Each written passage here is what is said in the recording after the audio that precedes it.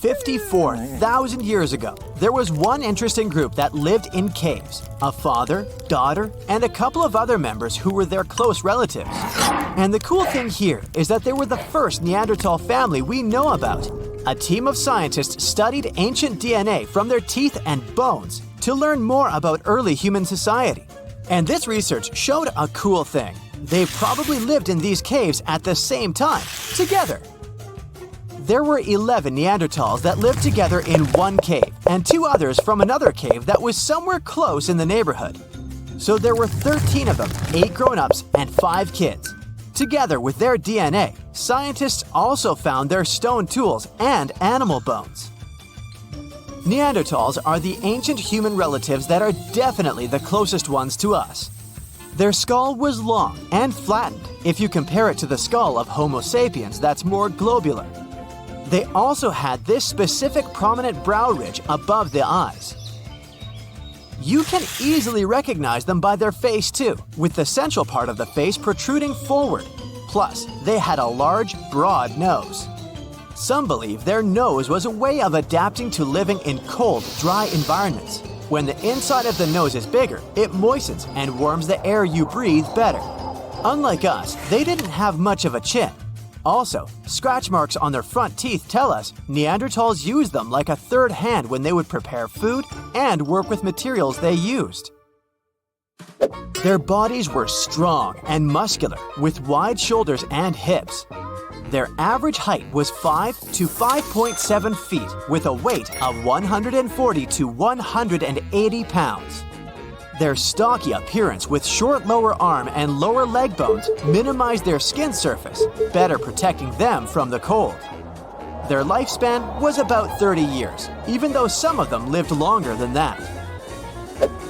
Neanderthals would dwell in regions that are now Europe and Asia for over 350,000 years. They disappeared somewhere around 40,000 years ago. That's about the time we could find traces of Homo sapiens in Europe. Their families were close-knit groups of 10 to 20. That's a lot less than the population of any ancient or modern human community. It's more like the size of groups of endangered species that are close to going extinct. These Neanderthals lived in their caves with small communities, but they didn't live isolated from the rest of their kind. They relied on each other for survival. They took care of one another, especially those who couldn't care for themselves. Also, their caves aren't as primitive as we might imagine. For example, they had a hole close to hearths and they would probably use it to heat water. Also, they would organize their space. They had sleeping areas, parts of the cave where they could leave trash, and areas where they could make stone tools and prepare their food. They would travel through the river valleys to catch their prey, such as bison, ibex, horses, and other animals. They were skilled in planning their strategies. Some studies showed they were aware of reindeer migration patterns, so they would plan their actions according to their predictions of where their prey could move. One of the biggest animals they would go after was the woolly mammoth. You know them, a relative of modern elephants covered in fur with a weight of up to 12,000 pounds that went extinct a long time ago. And studies showed woolly mammoths and Neanderthals shared some genetic traits. It's not that surprising when you think about it. Both species developed from African ancestors before they managed to adapt to the cold, harsh climates of Eurasia during the Ice Age. So they faced similar conditions and both went extinct at about the same time. Neanderthals also used stone to make tools, similar to ones other early humans used, such as scrapers and blades made from stone flakes. These tools scientists found in both of the caves they studied are created using the same raw materials. That means the communities probably hung out and interacted with each other in some way. Until the 20th century, many thought that Neanderthals were very different from modern humans, considering their genetics, physical appearance, and behavior. But more recent discoveries about this well-preserved Eurasian fossil population have shown that some of the people in it were the same as people alive today. Neanderthals lived before and during the last ice age, in some of the harshest places that humans have ever lived. Besides their tools and catching animals, they also gathered plants from around their area. They would also eat cooked vegetables relatively often.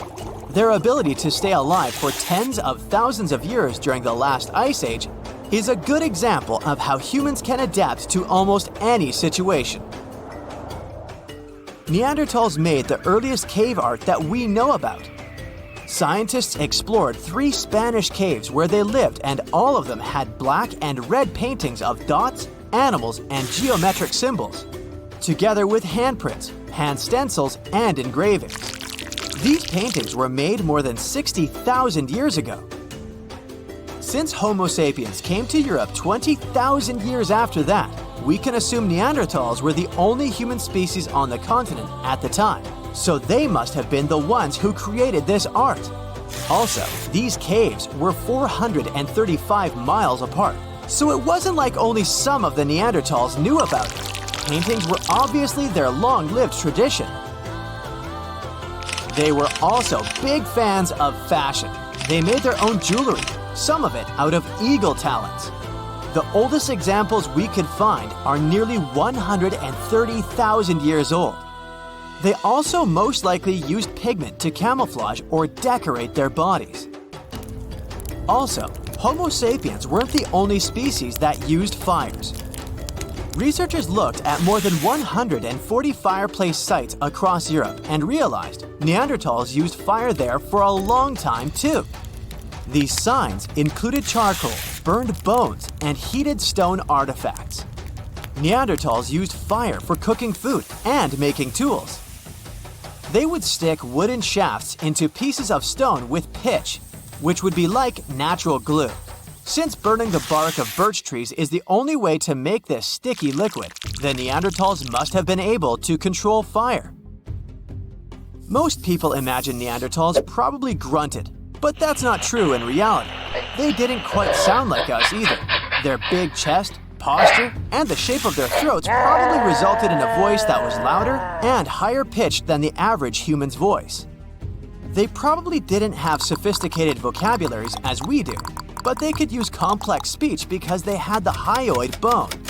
It's this little thing we have in our neck too, the one that supports the root of our tongue. It's the same feature that allows us to vocalize as we do. They were more similar to us than we might expect. Some believe Neanderthals even built boats so they could sail across the Mediterranean. And it's not like Neanderthals lived somewhere, went extinct, and then modern humans showed up. It seems these groups did meet around 100,000 years ago in the Arabian Peninsula or in the Middle East. That's when the first groups of modern humans were moving from Africa. Scientists analyzed the DNA of one of the Neanderthal women that lived more than 50,000 years ago, and it includes genetics from modern humans too. Some traits we have, like skin and hair color, mood, and sleeping patterns, are connected to the amount of sunlight we get. Neanderthals lived in Europe and Asia for a long time before modern humans arrived there, so they were used to less sunlight compared to the ones who came from Africa. Neanderthals had different traits because of their exposure to less sunlight, and these traits were passed on to their offspring when they had children with modern humans. In other words, some of the traits that modern humans have today are influenced by Neanderthal genes. For example, people who are night owls often have Neanderthal genes. Also, around 1% of Neanderthals had light skin, red hair, and perhaps even freckles.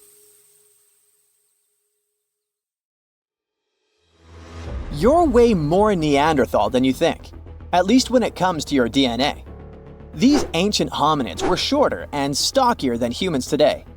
They made stone tools, used fire, wore clothing, and had some rituals of their own. The official theory says that they went extinct 40,000 years ago, but a new study says Neanderthals probably never really disappeared completely, but could have mixed with modern humans. It looks like every modern human has about 3% of the Neanderthal genome in their DNA. If it's accurate, it means Neanderthals were more connected with our ancestors than we previously thought, and shared a long history of living together. Neanderthals were very close relatives of modern humans, but our families separated about 500,000 years ago.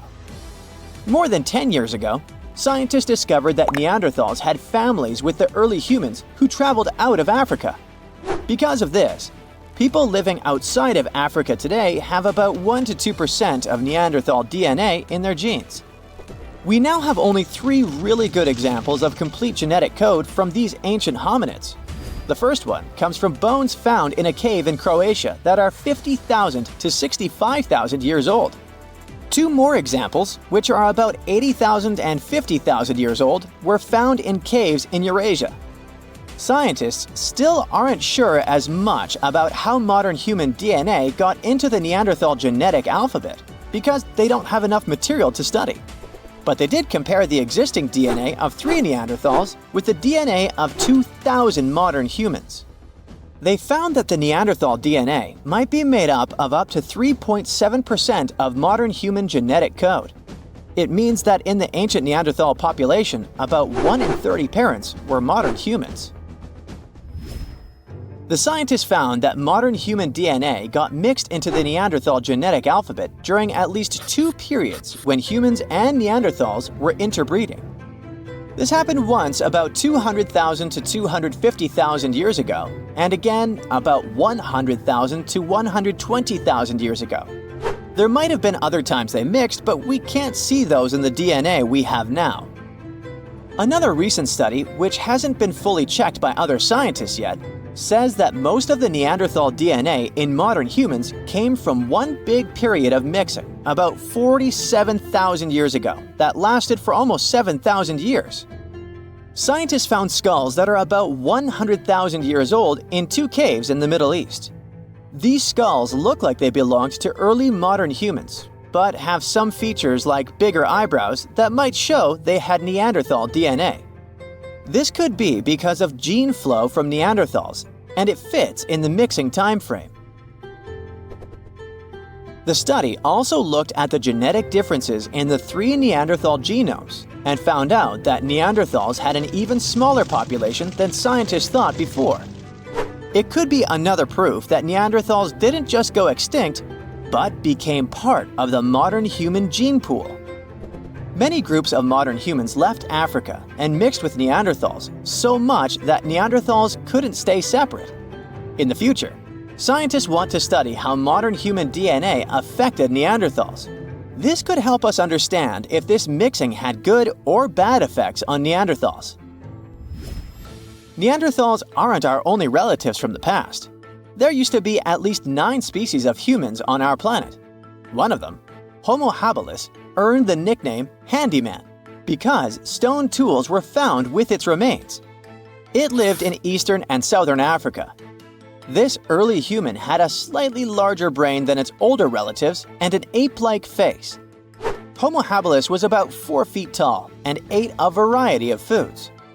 For a long time, scientists thought Homo habilis was the oldest member of our human family. But new dating methods have shown that Homo erectus, another ancient human, might be older and not related to Homo habilis. Homo naledi is a more mysterious member of our human family, discovered in a South African cave in 2013. It's the only region of the world where their remains were found. They walked on 2 feet, but were also good at climbing trees. They were small, about 4 feet 9 inches tall, weighed around 88 pounds, and had small brains. We don't know much about how they lived since we haven't found stone tools or other cultural evidence. But some scientists think they might have buried their deceased and made cave art. In 2010, scientists found some fossils in a cave in Siberia, but they weren't sure what species they belonged to. These fossils are from a group called the Denisovans, who lived between 194,000 and 51,000 years ago. We don't know much about them because we only have a few fossils, but DNA analysis has shown that Denisovans were closely related to Neanderthals and modern humans. They even had families with early humans, especially in Southeast Asia. There aren't enough fossils to give Denisovans their own species name, but their genes are found in modern humans, which means they might be part of our own species. As scientists study more about Denisovans and fossils in Southeast Asia, we might understand better how different species fit into the Homo family tree. In 2003, they found fossils of a very small human-like species in a cave on the island of Flores in Indonesia. These tiny people lived between 100,000 and 50,000 years ago. They were only about 3 feet 6 inches tall. Scientists think they might have come from another species, Homo erectus, and became smaller over time because they lived on an island with limited food. Because of their small size, they're often nicknamed hobbits. Around 40,000 years ago, Homo sapiens, yep, that's us, were the last humans left out of many different kinds of human-like species that walked on 2 legs. So, the logical question is, what happened to the others? And what did we have to do with their disappearance? Some scientists think we survived because our offspring lived longer, or because we were better at handling changes in the weather. Others think we might have competed with other human species, or maybe mixed with them and shared genes. About 300,000 years ago, the first Homo sapiens lived in Africa. They didn't look exactly like us, but they were more similar to us than other early humans. They had tall, round skulls with almost straight foreheads. Unlike Neanderthals, they didn't have thick brows or jutting jaws like Homo naledi. They also had chins, which no other early humans had, though we still don't know why. Homo sapiens lived in bigger groups and had more genetic diversity compared to other early humans. This helped us in many ways, not just in staying healthy. Having big social networks across different places was like having a safety net. If we ran out of food or water, we could go to other groups we were connected to, and they would help us because we weren't strangers, we were family. These big networks also helped these early humans share new ideas and inventions. A big simulation showed that later species of humans could live in many different environments because of these wide networks and the ability to adapt. We know that Neanderthals were really smart, but Homo sapiens might have been just a little bit smarter. Small inventions like weaving and sewing needles could have given Homo sapiens an edge. Scientists have found evidence of weaving from 35,000 years ago and sewing needles from 30,000 years ago. Weaving lets you make things like baskets and nets to catch food. Sewing needles help you make better clothes and tents, which keep you and your youngsters warm and safe, which is very important for survival. Remember the Neanderthals? Our superstar humanoid cousins of the Pleistocene era in all their wide-nosed and slope-foreheaded glory? They roamed through Europe and Asia for over 350,000 years before they vanished. This was around the same time our ancestors, the Homo sapiens, decided to take a vacation from Africa and explore the world. We may never know what truly happened to the Neanderthals and why they didn't make it to the present times, but thanks to some hefty archaeological digging and impressive fossil finds, we now know a bit more about them. One theory for their disappearance is that the climate wasn't suitable for them anymore. Supporters of this idea think Mother Nature turned on the Neanderthals and sent them packing. Unfortunately, if we look at Neanderthal archaeological sites in Italy, for example, there are no signs of weather catastrophes that could have wiped out this entire species. Others believe there was a bit of resource competition between Neanderthals and humans. That's why specialists also dug around several other archaeological sites where Neanderthals and sapiens might have rubbed elbows for about 3,000 years.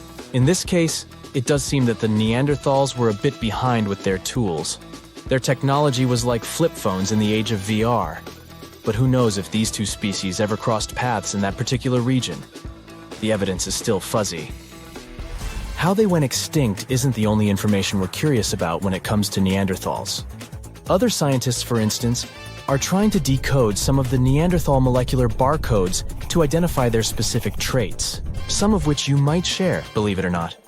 Sure, Neanderthals as a whole species did, in fact, go extinct. But that's not to say remnants of their DNA can't be found in humans. Now, you know how things go when folks live near each other. Some genetic mixing was bound to happen. The evidence? A dash of Neanderthal DNA which was found in modern folks. Now, this is where the plot thickens. Scientists thought that since Neanderthals never lived in Africa, their DNA wouldn't be found in modern African populations.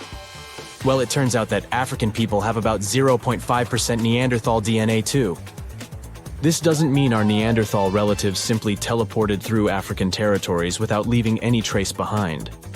What this discovery actually implies is that early humans might have visited Europe, mixed their genetic material with that of Neanderthals, after which they returned to Africa. That's a lot of migration. How did we stumble upon that Neanderthal DNA these days, you might wonder? Well, scientists gathered thousands of people from all around the world. Participants came from places like East Asia, Europe, South Asia, America, and Africa. Percentages may vary, sure, but around 20% of the good old Neanderthal DNA is still found in US modern folks. Sure, the average Joe only carries about 2% of that caveman swagger. If you're from certain places or families that have a smidge more Neanderthal in their gene soup, you're looking at 3% tops. Is there anything in particular that we share with our long-gone humanoid cousins? As it turns out, our Neanderthal ancestors gifted us more than just their company for some thousands of years. They also passed down the incredible legacy of their noses. Well, you see, the Neanderthals were outfitted with some seriously high-rising sniffers. These weren't just cosmetic, they were also quite the asset in chilly climates. The icicle-dripping, teeth-chattering kind of cold where your breath could freeze before it leaves your lips. During those days, the Neanderthal noses worked as personal heaters, warming and humidifying the cold, dry air they inhaled. For that kind of extreme weather, these impressive nasal skyscrapers turned out to be quite handy. When our Homo sapiens ancestors decided to leave the sunny savannas of Africa for a spot of frostbite up in Eurasia, they bumped into the Neanderthals. This encounter resulted in not just an exchange of pleasantries, but also an exchange of genes that coded for larger noses. This newfound genetic nugget was discovered by scientists who dug deep into the DNA of over 6,000 volunteers. To complete the study, these scientists meticulously compared this genetic data to snapshots of the volunteers' faces. They measured the distances between various points on each face, such as the height of the volunteers' nose bridges. They then played a game of spot the genetic marker to identify if certain facial traits were linked with specific genes. By the end of this exciting chase, they hit the jackpot. 33 shiny new genome areas were linked to facial features. One standout gene, named ATF3, was traced back to our Neanderthal ancestors and seemed to be the maestro of controlling nose height. Participants with Native American ancestry had Neanderthal hand-me-downs in this gene, contributing to their taller noses. Think of the ATF3 gene as a Neanderthal housewarming gift to us humans, as we stepped into colder climates from Africa. Interestingly, this isn't the first time our ancestors have played pass the gene. Back in 2021, the same research team uncovered a gene influencing lip shape called TBX15. This gene was a little love note from the Denisovans, another set of our ancient relatives, who lived in Asia and went extinct around 30,000 years ago. Another part of the scientific community believes our Neanderthal buddies had this weird genetic feature when it came to their brains. Is that why they didn't make it? Through this theory, it was suggested that US humans might owe our brainy edge to a quirky gene mutation. This mutation gave our neocortex, that's the smarty pants part of the brain, a little population boom in the neuron department. This amazing gene of ours isn't all that different from the Neanderthal version. It's just one amino acid off. Just like ordering a coffee with one sugar instead of none. This tiny tweak is found in virtually all modern humans. Meanwhile, our extinct relatives, the Neanderthals, Denisovans, and other primate pals, all missed the mutation memo, at least according to the study. Now, let's not get ahead of ourselves. Just because we have more neurons doesn't necessarily mean we're geniuses by comparison. But these results do suggest that we might have rewired the brain in a way that gave us a cognitive leg up. Also, it's not all about this lone amino acid difference. It's just a piece of the puzzle. Scientists have previously found a whopping 96 differences between our DNA and that of Neanderthals that could have potentially affected our different outcomes as species. Studying Neanderthal DNA also gave us some insight into their relationships.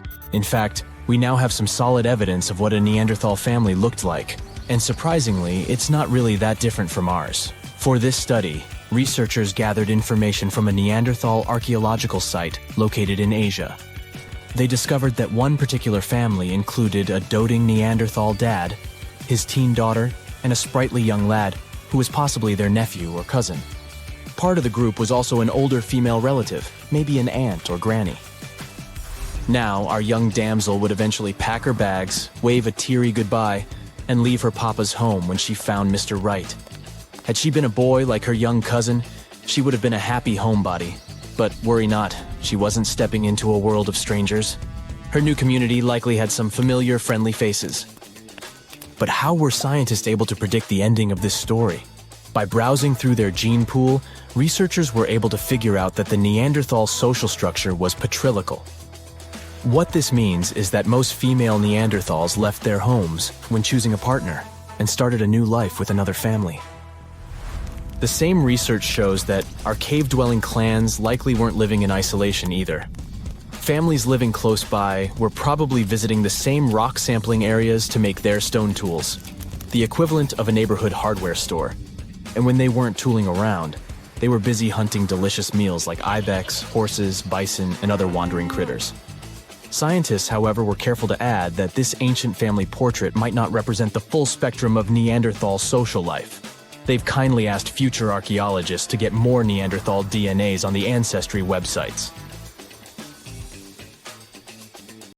A comfortable abode with a gorgeous view of the Mediterranean Sea will serve as a perfect rain shelter. Well, this is what a real estate advertisement might have looked like for Neanderthals 100,000 years ago. Welcome to the weird and wonderful caves you could live in, or not.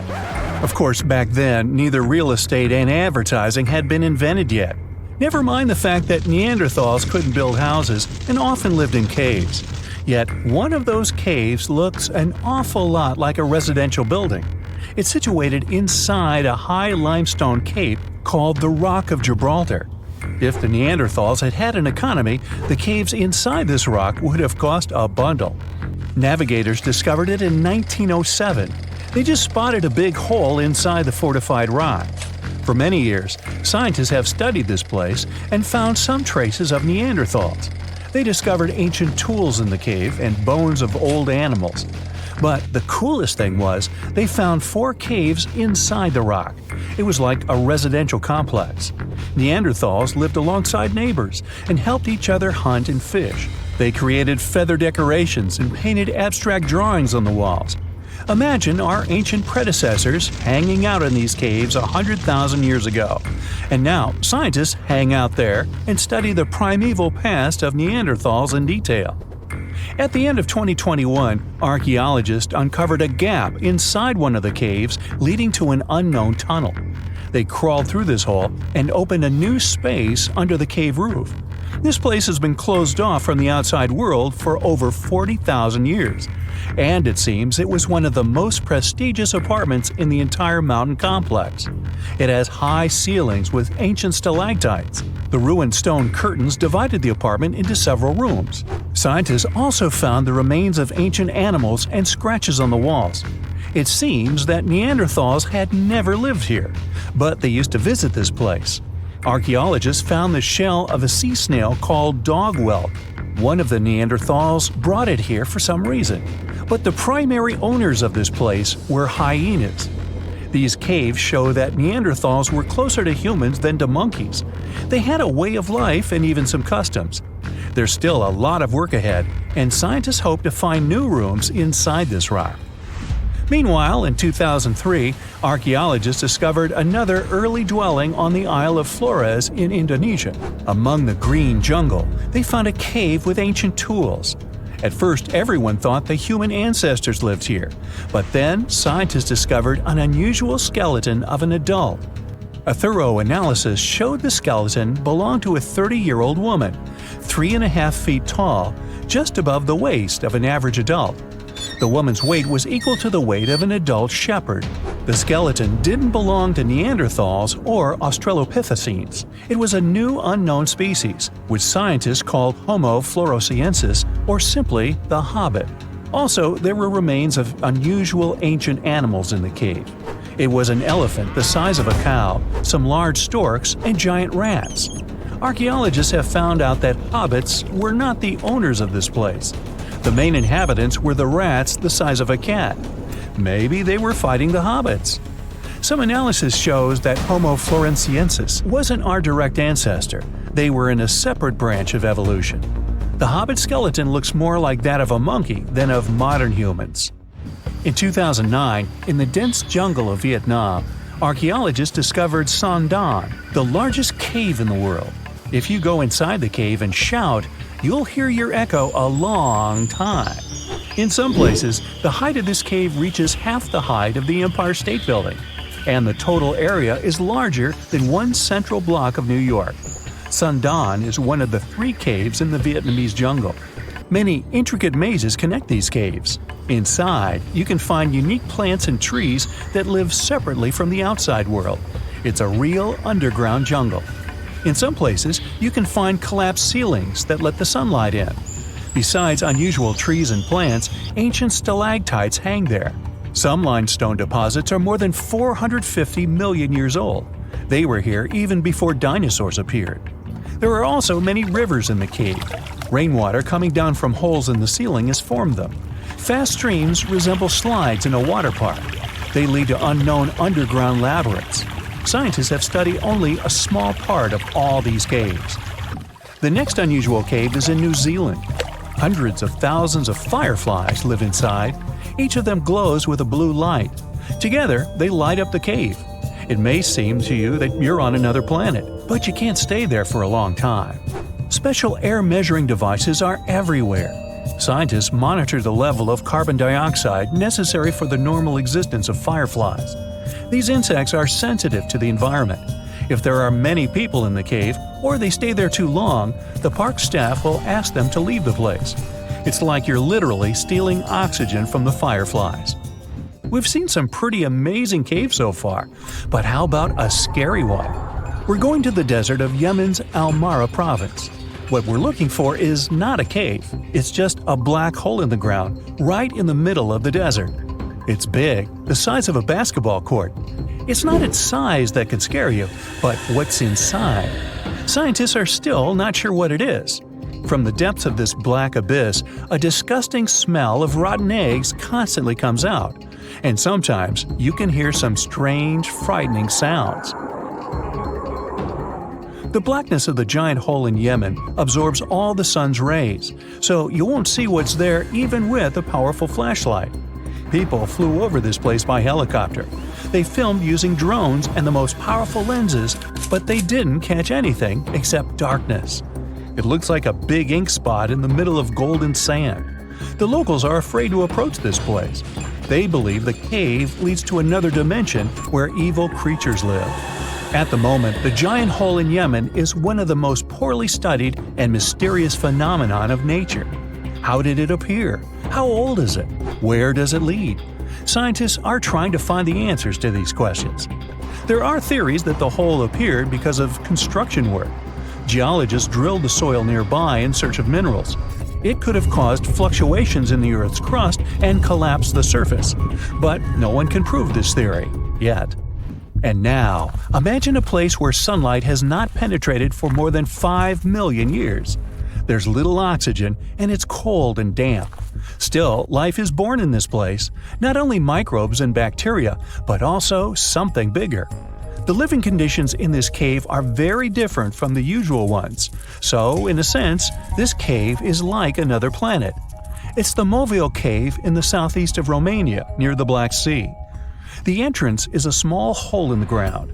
Inside, a tunnel leads deep below the surface. The levels of hydrogen sulfide and carbon dioxide are above normal inside the cave. The air here is half as much oxygen as on the surface. People can't be here without an oxygen mask, but other creatures living here can. The cave is home to 48 species of living organisms. 33 of them are unknown. Here you can meet some unusual insects, white snails and white spiders, millipedes with huge whiskers, transparent shrimp, and unique species of leeches. They all live here thanks to the little bacteria autotrophs. They absorb carbon dioxide and release food particles. Bacteria feed on it. Other larger organisms feed on these bacteria, and some bigger organisms eat those little ones. In the end, everyone gets food. In this cave, evolution has created a biological system separate from the rest of the world. Hey there, curious history buffs! Have you heard the legend of the ancient race of giants of Nevada? Yes, I'm talking about actual giants that allegedly lived thousands of years ago.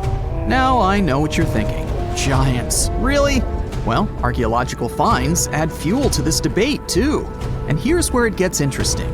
Lovelock Cave was indeed used as a burial site, and some of the remains found there are much larger than average human bones. The cave is by the Humboldt Sink in western Nevada. It was once part of an enormous lake, which eventually dried up, leaving a number of smaller ones, including the Humboldt Sink. The cave became the home of the Site-Ka tribe. According to the legend, these red-haired giants were so big that they had to be buried in the cave itself.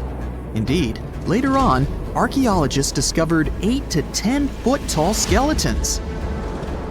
This legend started to unfold when a mining engineer named John T. Reed talked to the locals in 1886. Once Reed saw the cave, he knew he was onto something.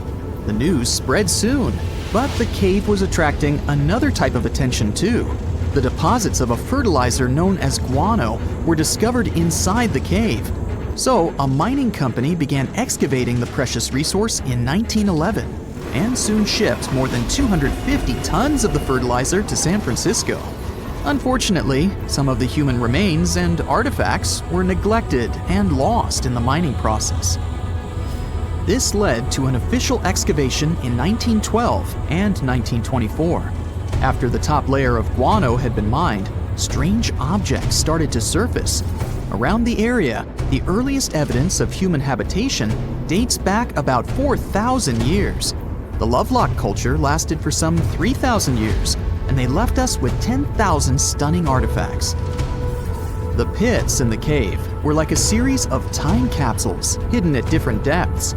Archaeologists determined the age of each pit by its depth. It turns out that many different groups used the cave for storage over a really long time, and the things they stored there give us a really cool glimpse into their cultures. It's like a giant ancient storage unit full of hidden treasures. What have the researchers found besides the giant bones, you might ask? Some other bodies were mummified using a method similar to the one applied by ancient Egyptians. These remains also had something in common with the bodies discovered as far south as Lake Titicaca. Both mummies had some red hair. Yet, there are scientists who believe this reddish hue is the result of the interaction with the environment in which the bodies stayed. So, while the story of the red-haired giants may be a wild and intriguing tale, not everyone is convinced. Some experts believe that the bones found in Lovelock Cave are simply the remains of prehistoric animals, like mammoths or sloths. But others insist that there's something more to the story. Other relics, such as finely crafted baskets and exquisite duck decoys made from tule fibers, were also found there. In any case, this cave is worth the attention it gets. By the way, you can still visit this cave today and see the pits of different depths with your own eyes. But let me tell you one thing. It's in a hot, dry, and isolated place. Archaeologists have made another discovery that seems to be straight out of a legend. They think they found the palace of the one and only Odysseus, who was the legendary Greek king of Ithaca and the hero of Homer's epic poem. Move over, Indiana Jones. We've got some real-life adventure happening here from around 1300 BCE. Apparently, this is the only palace mentioned in Homer's epic poems that hasn't been found. The excavations have been made on the Ionian Islands, and the view from the ruins found on the island of Ithaca are exactly as described in the Odyssey, says the professor who led the excavation team. Known to the ancient Romans as Ulysses, the Greek hero took 10 years to return home to Ithaca after the fall of Troy. For many years, Homer's other epic, called the Iliad, which tells the story of the protracted siege of Troy by the Greeks, was regarded as a myth too. But then, in the 1870s, Troy was rediscovered in modern-day Turkey's Çanakkale city. So, if they found Troy, who's to say they couldn't find Odysseus' home? The researchers were following Homer's words as a roadmap. The excavation site has a building complex with 2 levels. It has important finds, such as storerooms and workshops, a complicated drainage system, and fragments of pottery. It also has a well from the 8th century BCE, which is around the time when Odysseus is believed to have been the king. Yet, not everyone is convinced that the team has actually discovered the home of Odysseus. A British researcher named Robert Biddlestone insists that Homer's description of ancient Ithaca isn't very similar to the island that now has its name, and that Odysseus' kingdom was actually on the Isle of Cephalonia. However, Italian archaeologist Adriano La Regina might have a more realistic approach to this debate. He says that whether this find has a connection to Ulysses or not, what's more important is the discovery of this royal palace.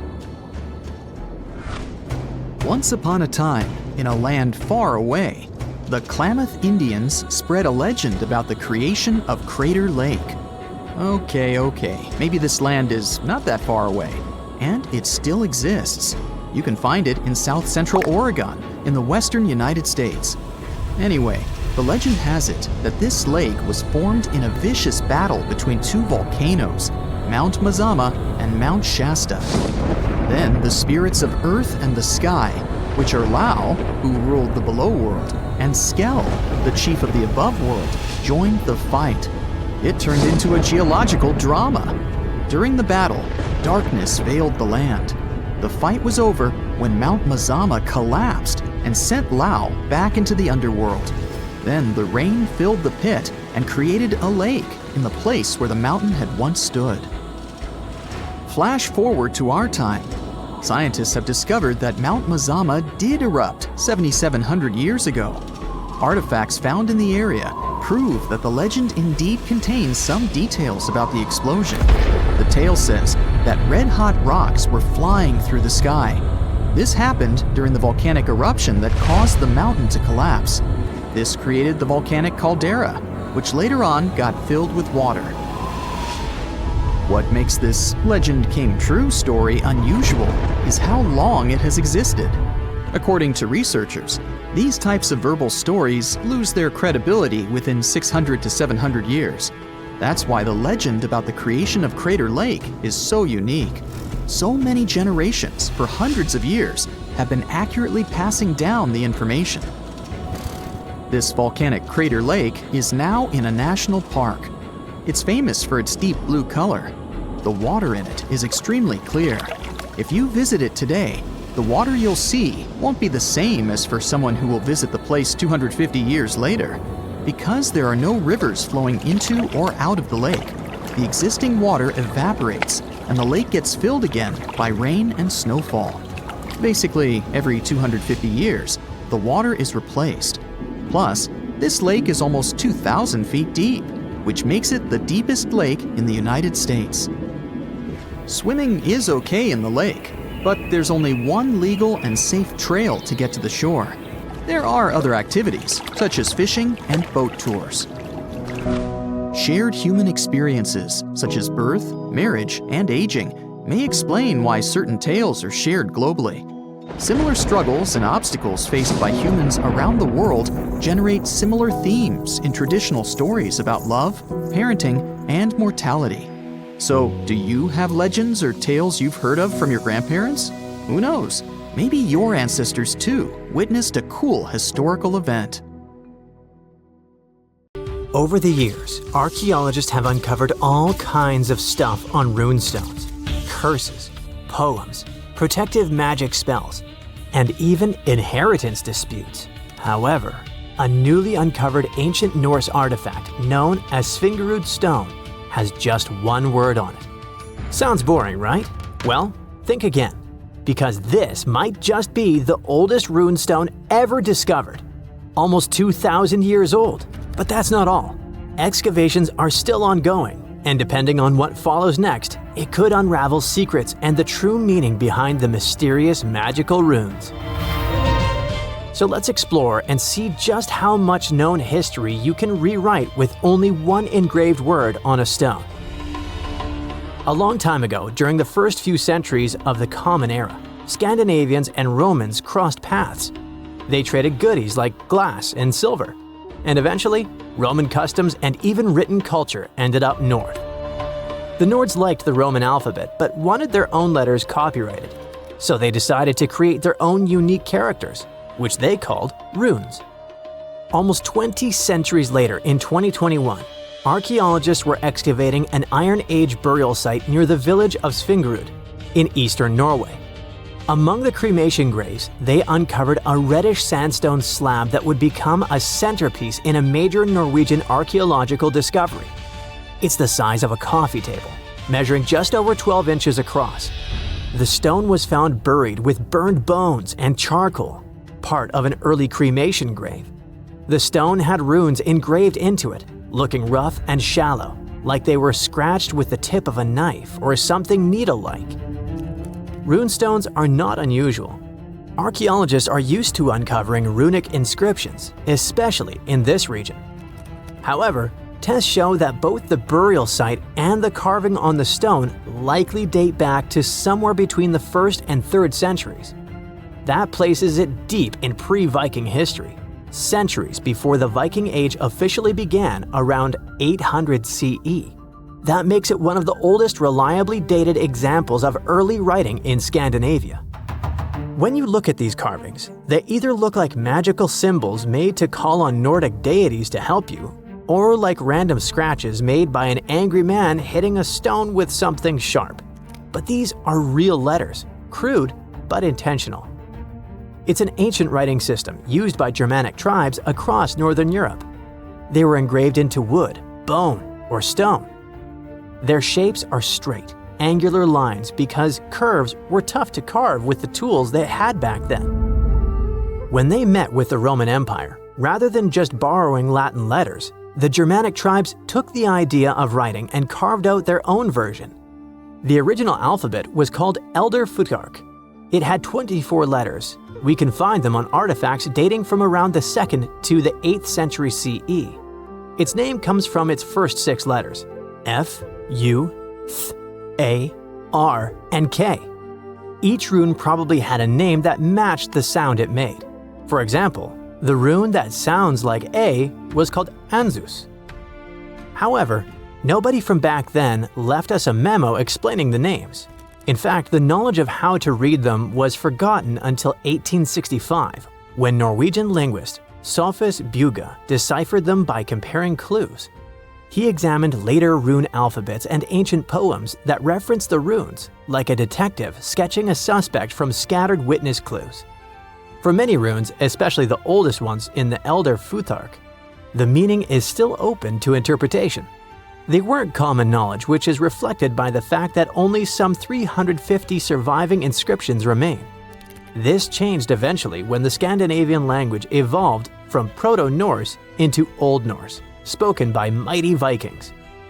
The Elder Futhark was reduced from 24 to 16 runes to reflect the changes in the language, thus becoming the Younger Futhark, which was far better spread. Runes weren't really used to write books or keep daily records.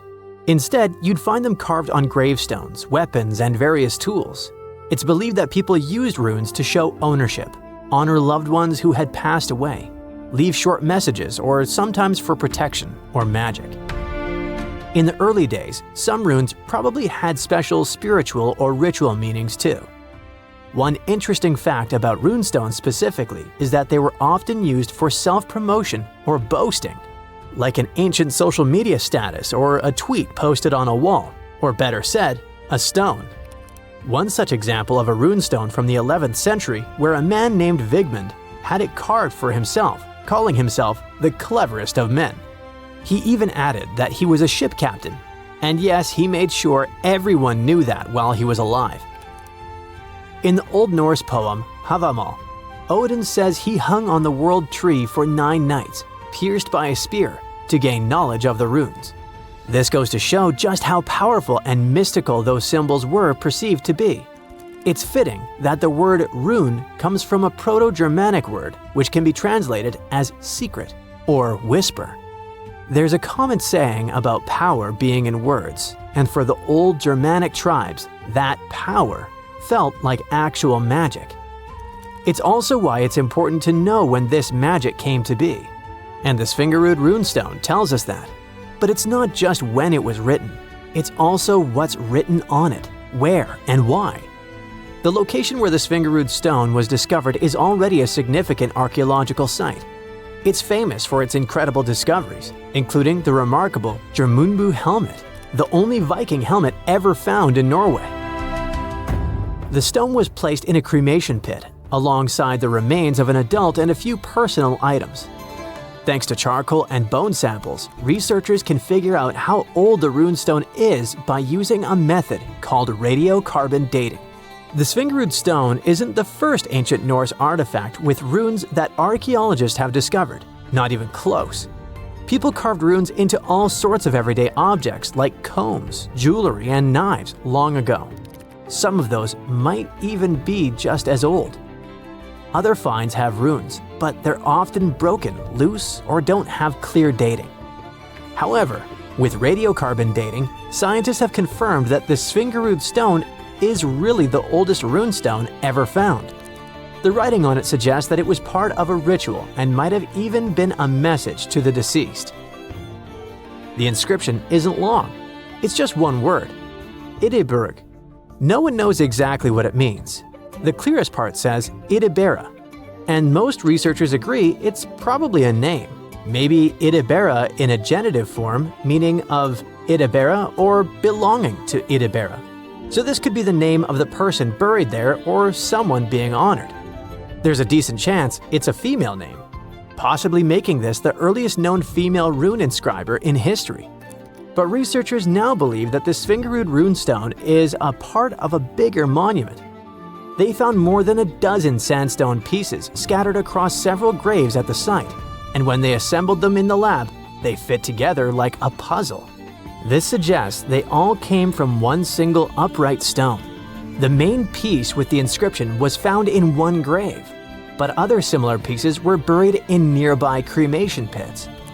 Archaeologists think it was broken and reused in a ritual, maybe to connect different people or generations who had been buried there. Instead of just marking one grave, it might have first been a memorial and was later put back into the other graves as a symbolic act.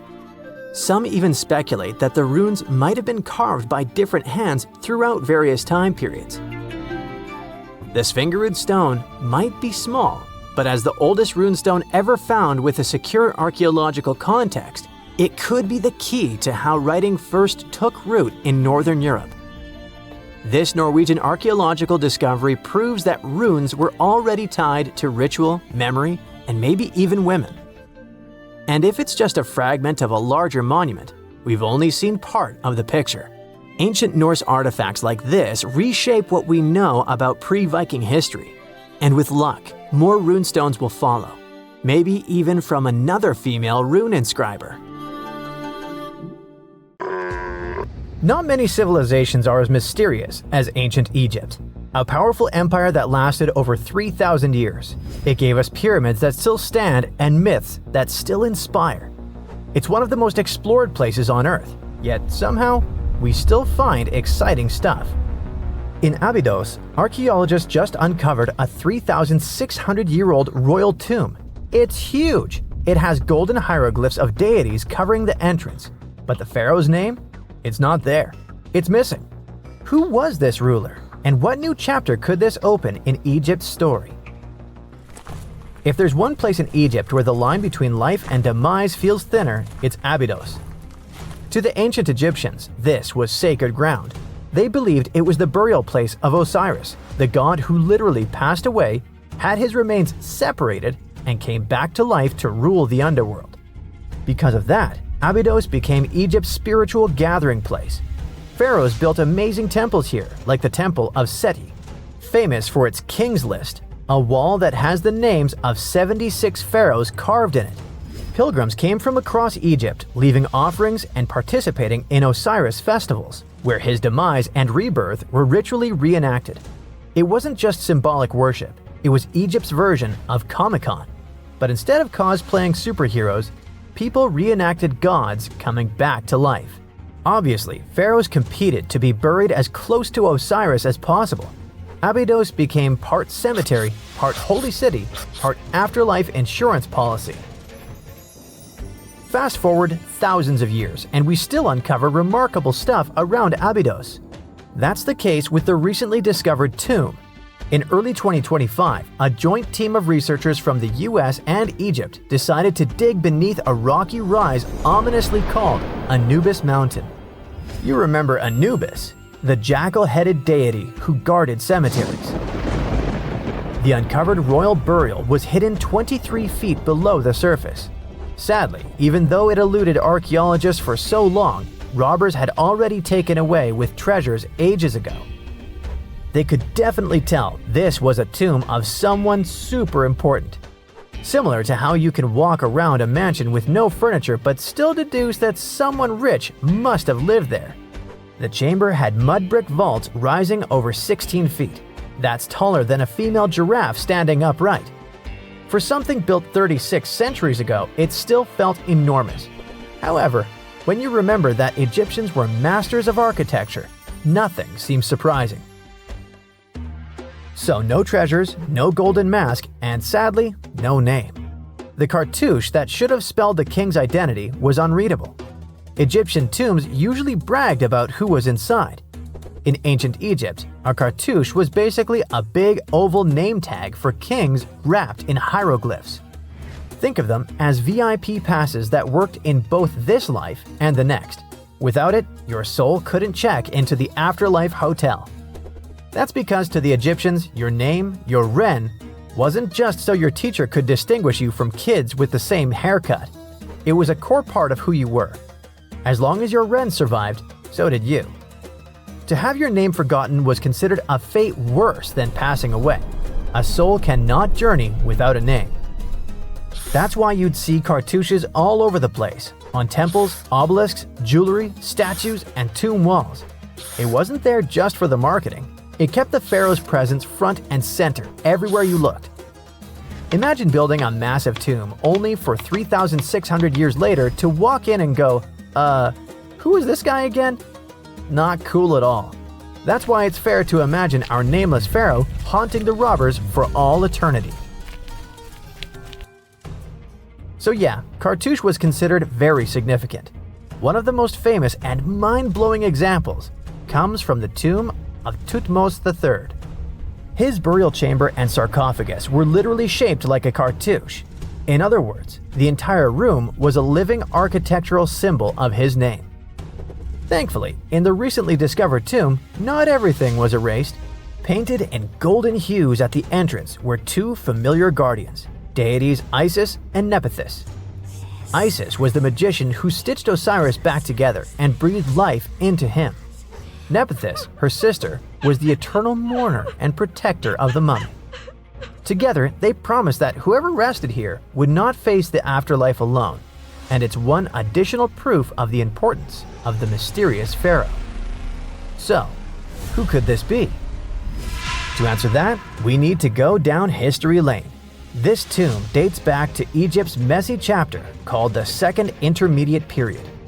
Instead of one ruler in charge, the country had many rival kingdoms, each with its own little power base, like a real-life Egyptian version of Game of Thrones. And right in the middle of that chaos was Abydos. For a while, it was home to its own line of kings, the so-called Abydos dynasty. Those weren't the pyramid builders everyone knows, and that's why they're so mysterious. They left behind almost nothing. No great monuments, no sprawling cities, just fragments of names on broken blocks. For centuries, many scholars even doubted they existed at all. That sorta changed in 2014, when archaeologists uncovered the tomb of Senebkay, one of those shadowy kings. Now, everything we know about Senebkay points to him having quite a story to tell. His bones revealed 18 deep wounds, the kind you get in battle.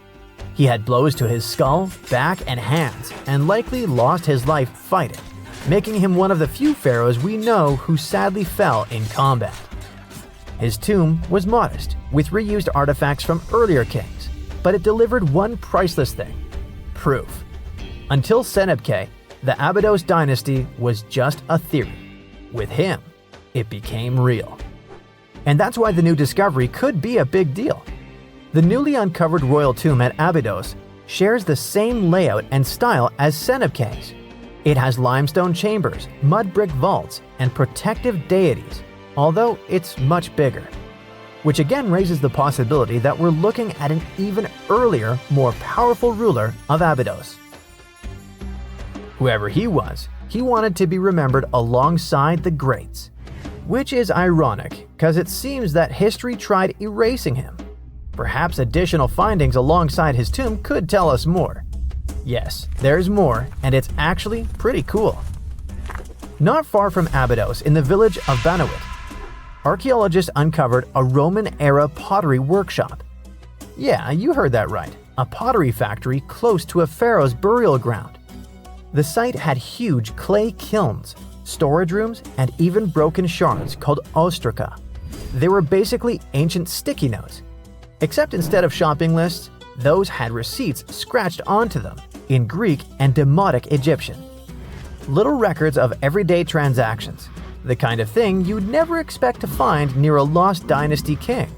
Honestly, the potters missed a chance. Forget boring receipts, they should have been selling Osiris's mugs and Anubis figurines to pilgrims and tourists. But that's not all. It seems that centuries later, during the medieval period, the same ground became a cemetery. Archaeologists found mud brick graves with skeletal remains. This could mean that Abydos kept its aura of significance for hundreds of years after the Age of Pharaohs. So why this hill again and again? Is this place really a getaway to the afterlife? It is, after all, the very place where Osiris is said to rest. That belief lingered like a shadow for thousands of years, strong enough to pull in pharaohs and later medieval families. Different rituals, same sacred ground. Although, to be fair, the Romans weren't here for Osiris. They came to make pots. The story of Abydos is not over. The excavations will continue, and who knows what else could be discovered in the future. Today, archaeologists are armed with tools that are basically X-ray glasses for the desert. Every scan could reveal a hidden chamber, or if we're lucky, finally give our nameless pharaoh his wren back to him. In fact, I became strangely invested in finding out who he was. So let's hope for some news soon. It's only a matter of time. Do you have your own theories? Let me know. Scientists found an entire city of Gaiangola that was hidden beneath the dense jungles of Mexico for 600 years. It covers 360 hectares, had over 1,000 buildings, 2.5 miles of defensive walls, a network of internal roads, and a well-planned urban layout with temples and ball courts, and separate neighborhoods for the elites and commoners. For centuries, people believed there was just an abandoned fortress there, based on stories passed on from generation to generation. Until recently, there was no way to see how truly huge it was without spending years on the ground. But thanks to the new technology, a remote sensing tool called LiDAR, they got a 3D model of the area in just 2 hours from a plane. Gaiangola was built between the years 1350 and 1521. It was a crucially important place for the Zapotec people, a group that had lived in the area since around 700 BCE.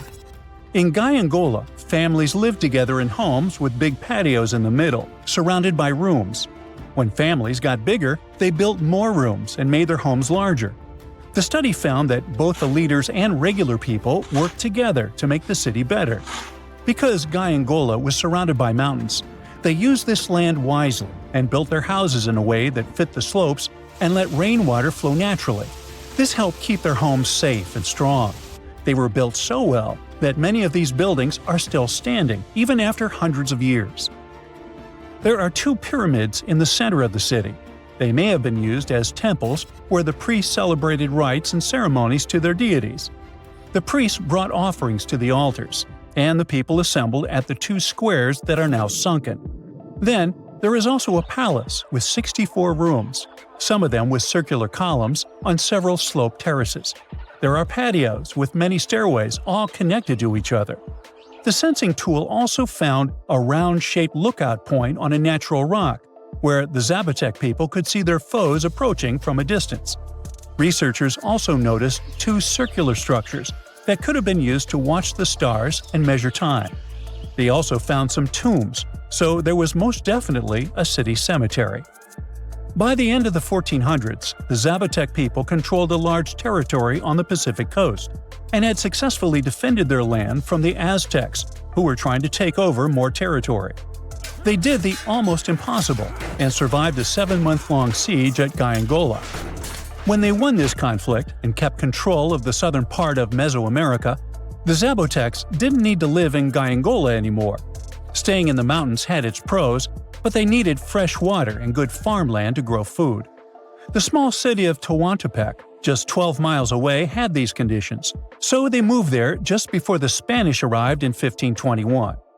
Over time, Zapotec traditions started to fade, but their culture didn't disappear completely, and more than 300,000 Zapotec people still live in Oaxaca state in Mexico. They speak their own languages and keep their traditions alive.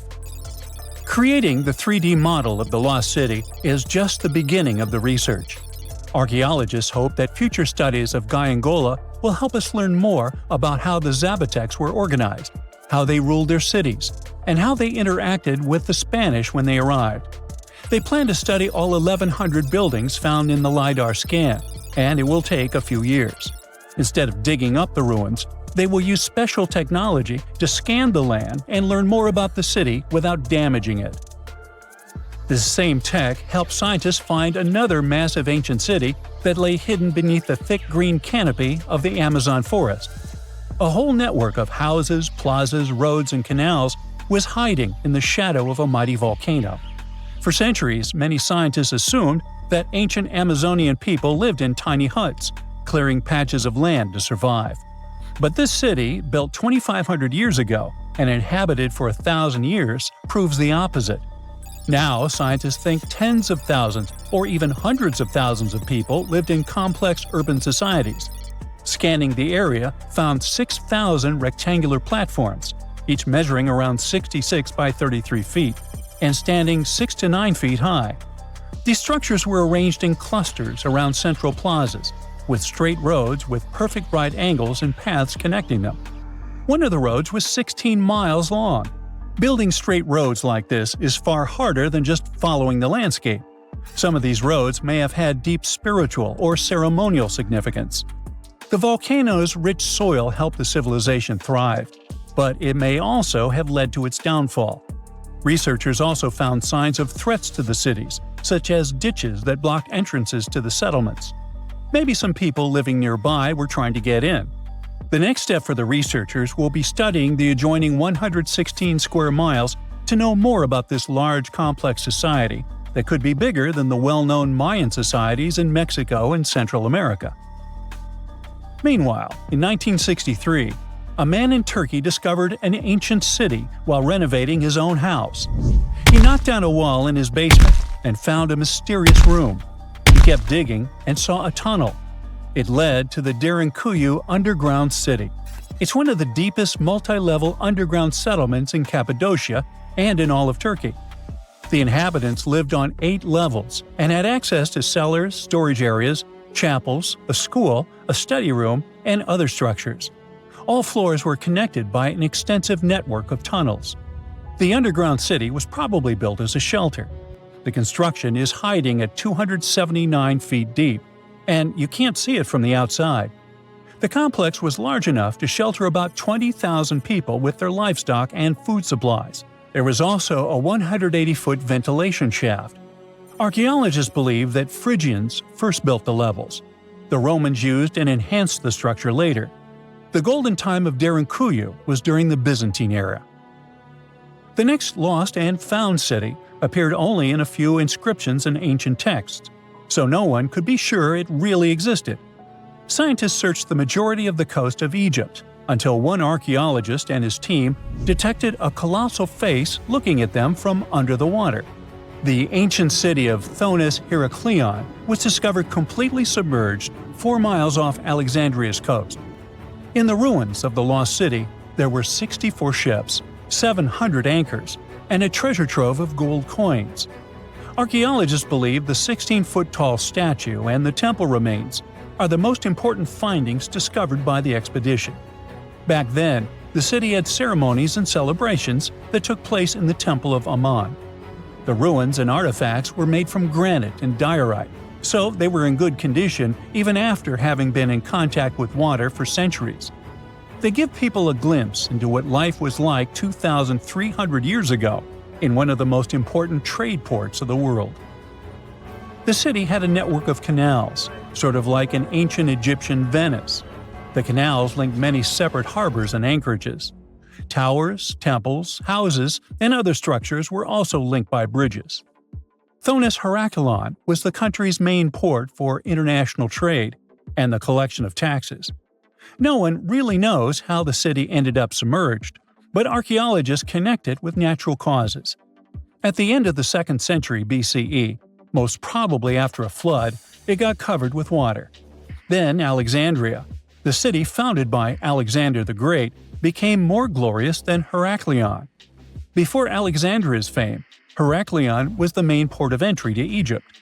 So after the tragedy, many ships heading for Heracleion had to change their route and go to Alexandria.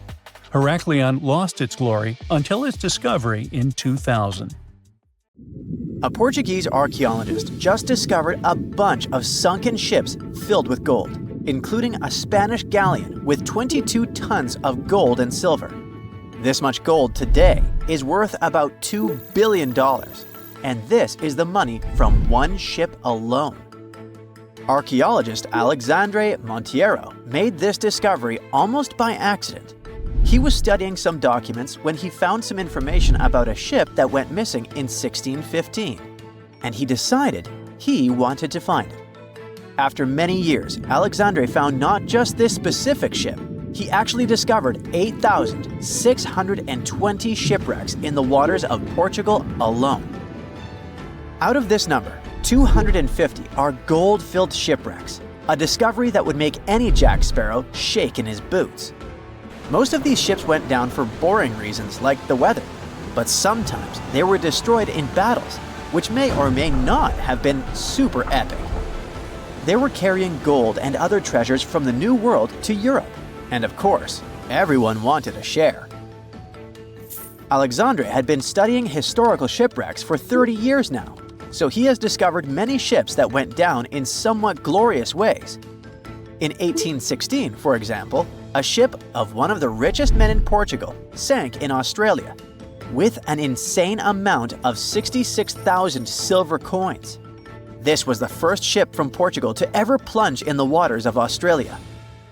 The bad news is that these ancient sunken vessels, filled with riches and epic stories, are not so easy to reach. They're deep down in the ocean and covered by sand. You could still try, but that would be stealing part of a country's history. And you wouldn't want to be that person, would you? Naturally, Portugal was not the only country that explored the seas back then. The coast of Europe is packed with sunken ships filled with gold. In fact, there are about 1 million historical shipwrecks underwater right now, and the treasures abandoned under the sea might be worth around $60 billion. It's an insane amount of money, but let me tell you that these gold-filled sunken ships aren't really worth the hassle. There are many stories of maritime treasure discoveries that turned into insane lawsuits and even long jail time. Our first story starts in 1746, when a violent storm crashed a ship called Prince de Conti near an island in Brittany. The ship was filled with tea, ceramics, and 100 gold ingots. Of course, the owners of the ship tried to save the loot, but if it's not easy now, imagine how it was back in the 18th century. It took more than 200 years for the vessel to be found. It finally happened in 1975, when a group of French men discovered it and decided to take pretty much every valuable thing they could find. Now, I said these things were not worth the trouble for a reason. In France, if you find anything that can be historical, you must declare it to the local authorities within 48 hours. Fail to comply, and you will be committing something known as a crime. To be fair, our French friends here did declare their findings, but only the corroded cannons from the ship. And the gold? Well, they sold it. Obviously, because each gold bar is worth between $125,000 to $231,000. It took French authorities almost 50 years to retrieve the stolen gold, and they didn't retrieve all of it. Part of it was bought by an elderly couple living in Florida, and the crime is so serious they were charged for connection with money laundering, organized crime, and the trafficking of cultural goods. The poachers also sold some gold ingots to the British Museum collection. Now, let's go back to the 1850s, when a steamer called SS Central America traveled from Panama to California and back again. This was during the Californian Gold Rush, a time when 300,000 people moved to California to dig for gold. Because the travel route was not easy breezy, people needed to carry their gold around on big ships. This is where our friend SS Central America comes in. In 1857, the ship had 578 people on board and about 10 tons of gold. Very few survived, and around $100 to $150 million in gold went down with the ship. All of this explains why in 1988, a group of investors from Columbus decided to finance a research project to find this ship. The research was led by a guy named Tommy Thompson. Tommy was really crazy about the idea of finding this sunken ship filled with gold. It took him years to find the exact location of the SS Central America, especially because the ship was 7,500 feet beneath the surface of the Atlantic Ocean, and retrieving it required a lot of fancy tech. A group of 161 investors paid for his adventure, but it goes without saying that they were not doing this out of love from their hearts. They invested $12.5 million in this project because they were expecting to earn at least 10 times more. But since life is not all sunshine and rainbows, 39 insurance companies sued the research team as soon as they retrieved the gold. Back when the ship was up and running, these companies insured the cargo of the SS Central America, and when the cargo was finally retrieved, more than 100 years later, they wanted to be compensated. They said it was not their job to retrieve it, but that doesn't mean they abandoned it. This crazy talk didn't stick, and 92% of the gold was given to the research team. The plot thickened when the investors were scammed by none other than Tommy Thompson, who fled with $4.16 million. He also had 500 gold coins, but he's not telling a soul where they are. Nonsense like this is the reason why most countries have rules to protect cultural properties. And yes, sometimes shipwrecks can be a cultural property. Obviously, there are many maritime treasure discoveries that happen without breaking any laws. The SS City of Cairo, for example, was a steamship that submerged in 1929 with 2,000 boxes of silver coins weighing 122 tons. A company called Deep Ocean Search retrieved the coins from a depth of 17,000 feet, which is 4,500 feet lower than the Titanic. 34 million pounds went to the UK Treasury, and the Deep Ocean Search also got a share. The good news here is that some of the coins can be bought by collectors, legally. Paying for a treasure is probably the closest you can get to an underwater archaeology find. I know, all I did was destroy your piracy dreams. But while raiding gold-filled shipwrecks may be a crime in most countries, or just financially impossible for us mere mortals, not all hope is lost. There is about $771 trillion worth of gold lying on the ocean floor, and it doesn't have an owner. It's like an underwater gold mine, except the gold is in the water. You know how the water of the ocean is salty? Well, the gold gets mixed with the minerals in the water, so it's not like you stumble upon a gold nugget on the beach. Each liter of ocean water has 13 billionths of a gram of gold, and it's very difficult to extract such tiny particles of gold from the water. But that doesn't mean people haven't tried. And, of course, there's been a scam here too. In the 1890s, a guy claimed he had invented a thing that would suck gold from the seawater. When he got enough money, he fled the country with the cash. If you really want to get some gold, you could try to extract it from the Earth's core, which has 1.6 quadrillion tons of gold. There's 16 times more gold in the Earth's core than what humans have mined in the whole of history. No hoax involved here, because nobody has dared to go down there yet. With archaeologists discovering gold-filled sunken ships out and about, maybe we can make our own maritime treasure discoveries, or at least save enough money to buy some silver coins. Stonehenge wasn't a witchy monument to travel through time. It was actually constructed as a hope to build a different future. Recent research just found out that the monument was probably raised as an attempt to reunite the Britons during a period of big division. The thread of this story lies on the altar stone, the monument's most iconic rock. For years, scientists believed that the stones used in Stonehenge, including the altar stone, came from the nearby Preseli Hills in Wales. In this scenario, Stonehenge would have been built by a local community, that is, Neolithic people who would have found easy-to-access materials to build a ceremonial mound, a sundial calendar, and a final resting place, all in one. Things changed when another discovery was made.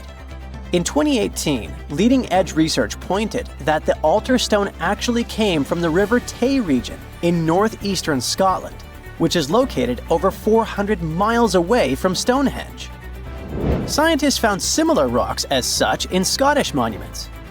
You see, the altar stone is a recumbent stone, laying on its side. Many of the rocks were found in ceremonial stone circles in Scotland, and they are unique to this region. When this discovery broke through, it got archaeologists thinking. Maybe Stonehenge wasn't just a local project, but a wider collaboration between different tribes and communities across Britain. To understand this, we need to rewind to around 3000 BCE. That's when Britain still wasn't a unified country per se.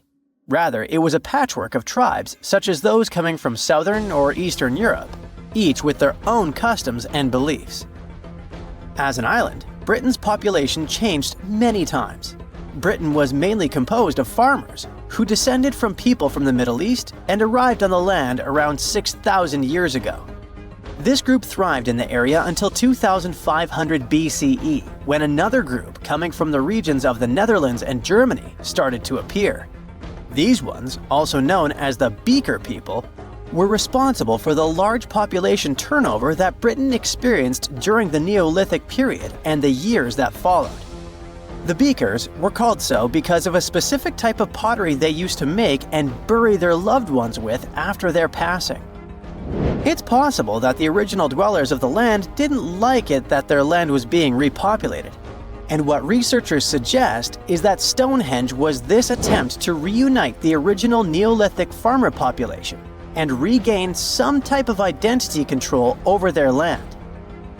They would have invested a lot of time and energy in bringing the altar stone all the way down from Scotland, without the help of wheel technology, for example. You see, the wheel had already been invented in Lower Mesopotamia, but since there was no Wi-Fi at the time, the Brits weren't aware of this technology until much later on. This whole territorial crisis could have driven locals to use their resources to move the altar stone to Salisbury Plain in England, in order to reunify the land. You see, Stonehenge wasn't built in one go. Its history dates to around 3000 BCE. That's when the monument was just a circular ditch and bank, known as a henge. Inside, they placed wooden posts and possibly totem-like carvings. This version of Stonehenge wasn't about rocks yet.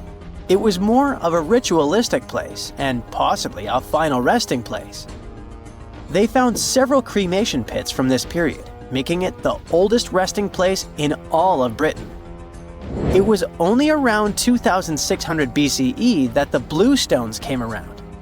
The naming might be a bit misleading since they're not literally blue rocks. They have a bluish tinge to them when they're freshly broken, hence the name. These smaller rocks probably came from the Preseli Hills in southwest Wales, which is about 150 miles away from Stonehenge. Some researchers say that the ancient ones believed that blue stones had healing qualities. So we can maybe guess why they went through all of the trouble to move them from Wales to Salisbury Plains, huh? A little bit later than that, circa 2500, that's when we start having the Stonehenge we know and love today. That's when the Sarsen stones started to arrive. The Sarsens are Stonehenge's huge stones. I mean, each Sarsen can weigh around 25 tons. That's as much as 3 African elephants stacked together. The Sarsens make that iconic outer ring circle. Supposedly, that's also when the altar stone was moved from Scotland directly to the heart of Stonehenge. The altar stone is the largest of the blue stones used to build Stonehenge. Today, the altar stone lies recumbent at the foot of the largest trilithon of the monument. In case you don't know, the trilithons are the horizontal stones used to form those famous arches we see today. And here's where the story takes a twist. For nearly a century, scientists believe that the altar stone came from the same area as the blue stones, the Preseli Hills in Wales. It made sense back then.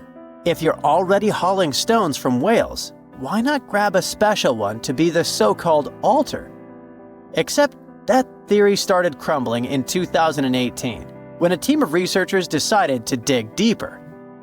They used advanced geochemical analysis to pinpoint where the altar stone's sandstone actually came from, and it turns out it wasn't Wales. Instead, the results pointed north, specifically to the Orcadian Basin in northeastern Scotland, 400 miles from Stonehenge. This revelation changed the whole script of Stonehenge's story. How would they move the rocks, you may ask? Well, there's an old theory known as the ice road that suggests that the rocks were moved by natural icy pathways that formed during the winter. This way, they could slide the rocks down all the way to Stonehenge. But hey, if we're talking about a distance of over 100 miles, that's not too realistic. Anyways, this theory was debunked because it was warmer back then than it is today. There's also the river theory that suggests that the rocks were floating along the river from the quarry to the site. But if we're talking about Sarsen rocks, they're too heavy to float. So there goes this theory. What we're saying is, no one knows how the rocks were moved. Another interesting info came from all the research done in Stonehenge. A recent laser survey of the stones revealed the different stone working methods used and has shown that some parts of the monument were more carefully finished than others. In particular, the northeast side and the inner faces of the central trilithons were finely dressed. FYI, a trilithon is one of Stonehenge's most famous shapes. It's when 2 huge monoliths receive a third one on top of them, connecting the 2 together. This fancy word is just Greek for having 3 stones. But anyway, the bigger question, and maybe why Stonehenge is so famous, is why it was built in the first place. You see, Stonehenge's entire layout seems to have been carefully planned to align with the movements of the sun. The monument's architecture is particularly attuned to the solstices, the shortest and longest days of the year. During the summer solstice, the sun rises perfectly in line with the heel stone, casting light straight into the heart of the stone circle. A spectacular, almost magical sight that surely wowed its ancient audience. But it's the midwinter solstice that seems to hold a special connection to the altar stone. As the sun sets on that day, its light aligns with the altar stone at the center of Stonehenge. To the builders of Stonehenge, this alignment may have symbolized more than just celestial precision. It likely carried profound ancestral and spiritual significance. The altar stone, illuminated by the setting sun, could have been seen as a bridge between worlds, connecting the living with their ancestors, the earth with the cosmos, and the present with the eternal. In a world without calendars, clocks, or weather apps, the solstices were everything. They marked the rhythm of life, guiding agricultural cycles and spiritual rituals alike. So Stonehenge wasn't just about the stones or the people who built it, but perhaps a way to honor their ancestral roots in an ever-changing world. Unlike many other ancient Egyptian burial grounds, King Tutankhamun's tomb stayed hidden and free of unwanted thieves for 3,000 years. One reason was that the tomb was smaller than average and tucked away in a place called the Valley of the Kings. This area was already being extensively explored by the time they stumbled upon Tut's spot. The entrance was all covered in debris from building a nearby tomb, which must have also helped keep it a secret. There were also 0 writings or signs on the outside of the tomb. Time passing also played a part in keeping it in amazing shape until the 1920s, when a man named Howard Carter finally made it in. But was Carter that big of a hero? Some recent findings say he might have been sneakier than initially thought.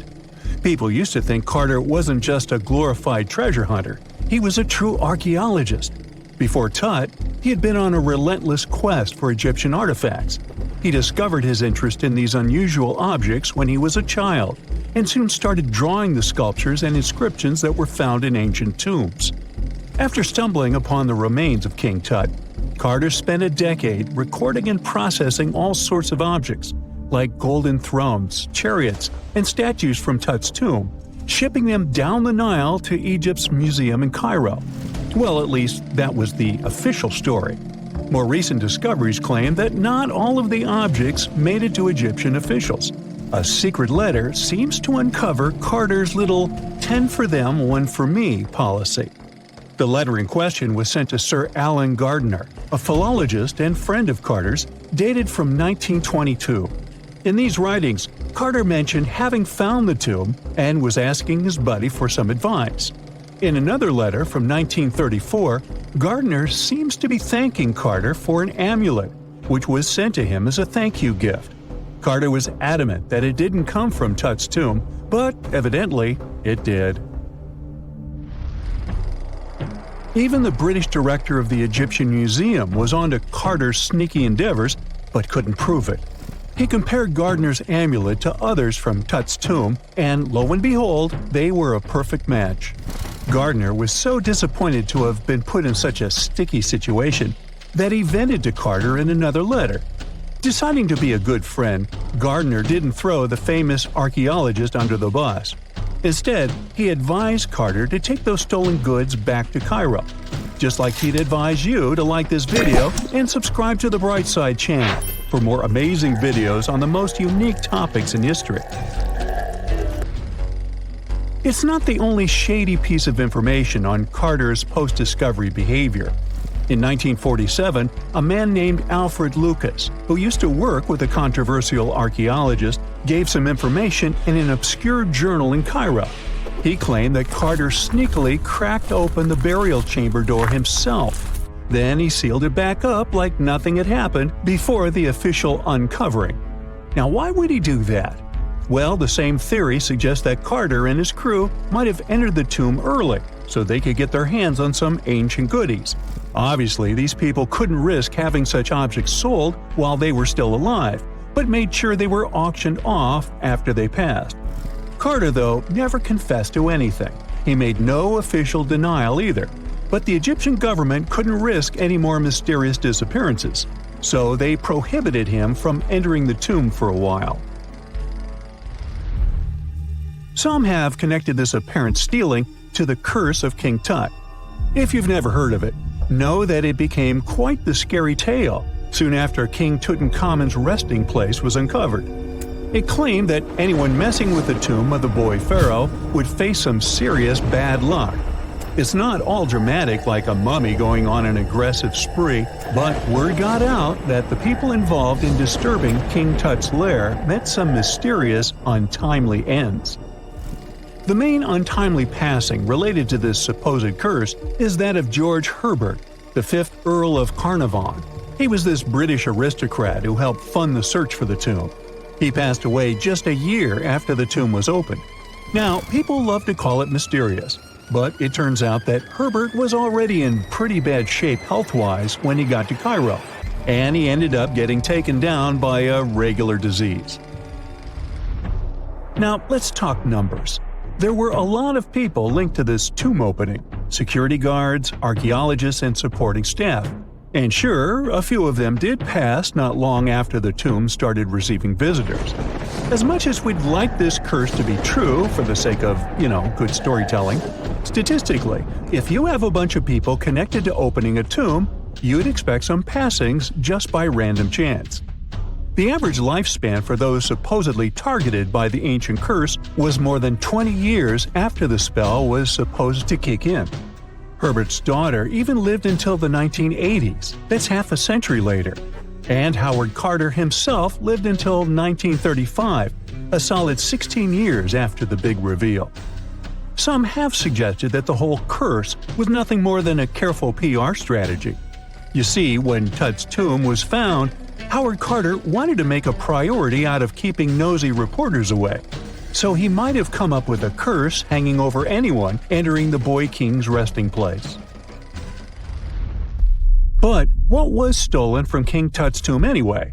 Well, some jewelry to begin with. It might have been snatched by Howard Carter himself, according to a French specialist. He did some intensive research by looking at old pictures taken from inside the tomb back in the 1920s. He compared those images to various objects from museums and auction houses.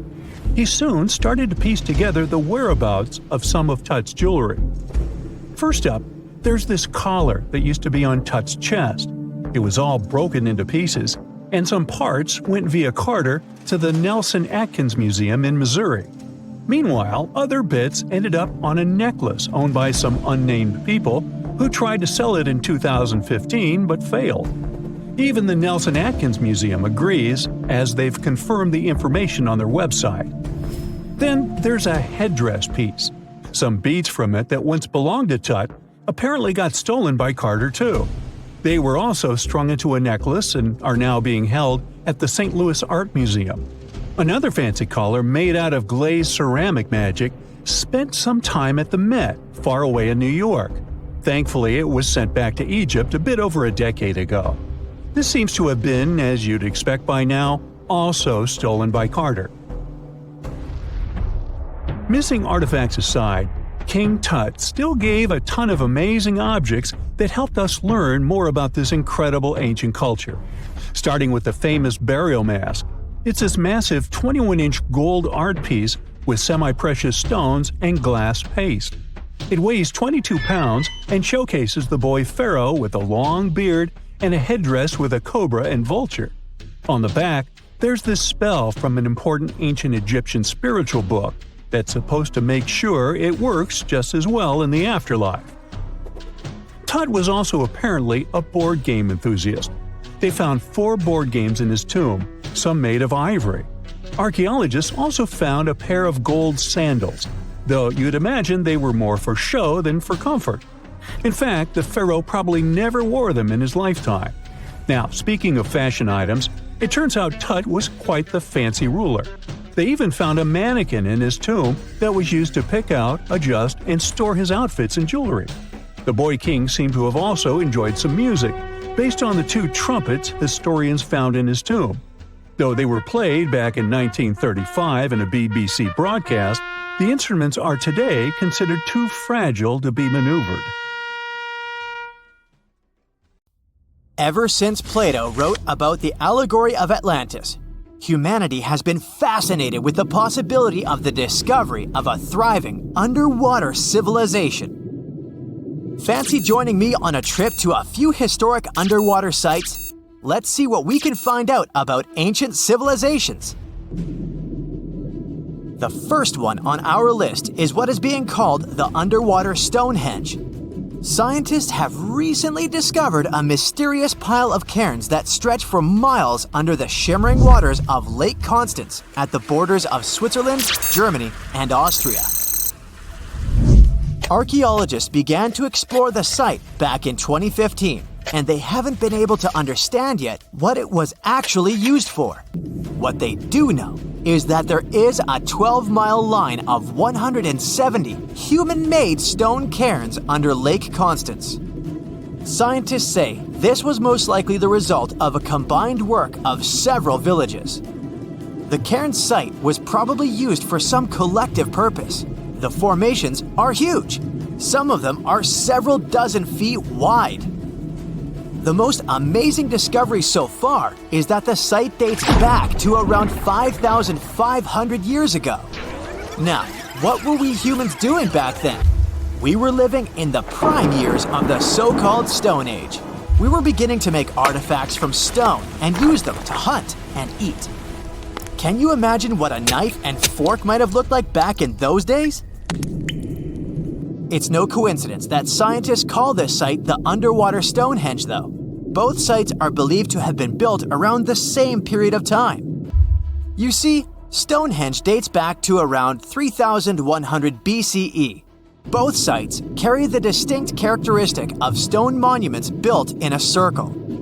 Not to mention the fact that scientists also haven't figured out why on earth our early ancestors would feel the need to build a monument such as Stonehenge. Well, the mystery of Lake Constance hasn't been solved yet. Who were the Neolithic people from this area? And for what purpose did they go through such an amount of work and effort to build this huge stone site? Next, we're taking you on a tour of the Ryukyu Islands just off the coast of Japan. You're diving deep down to an archaeological site. But I should warn you, the waters of the Pacific Ocean are far from smooth. It doesn't take long before you see a huge structure, thanks to the sunlight shining down on the seabed.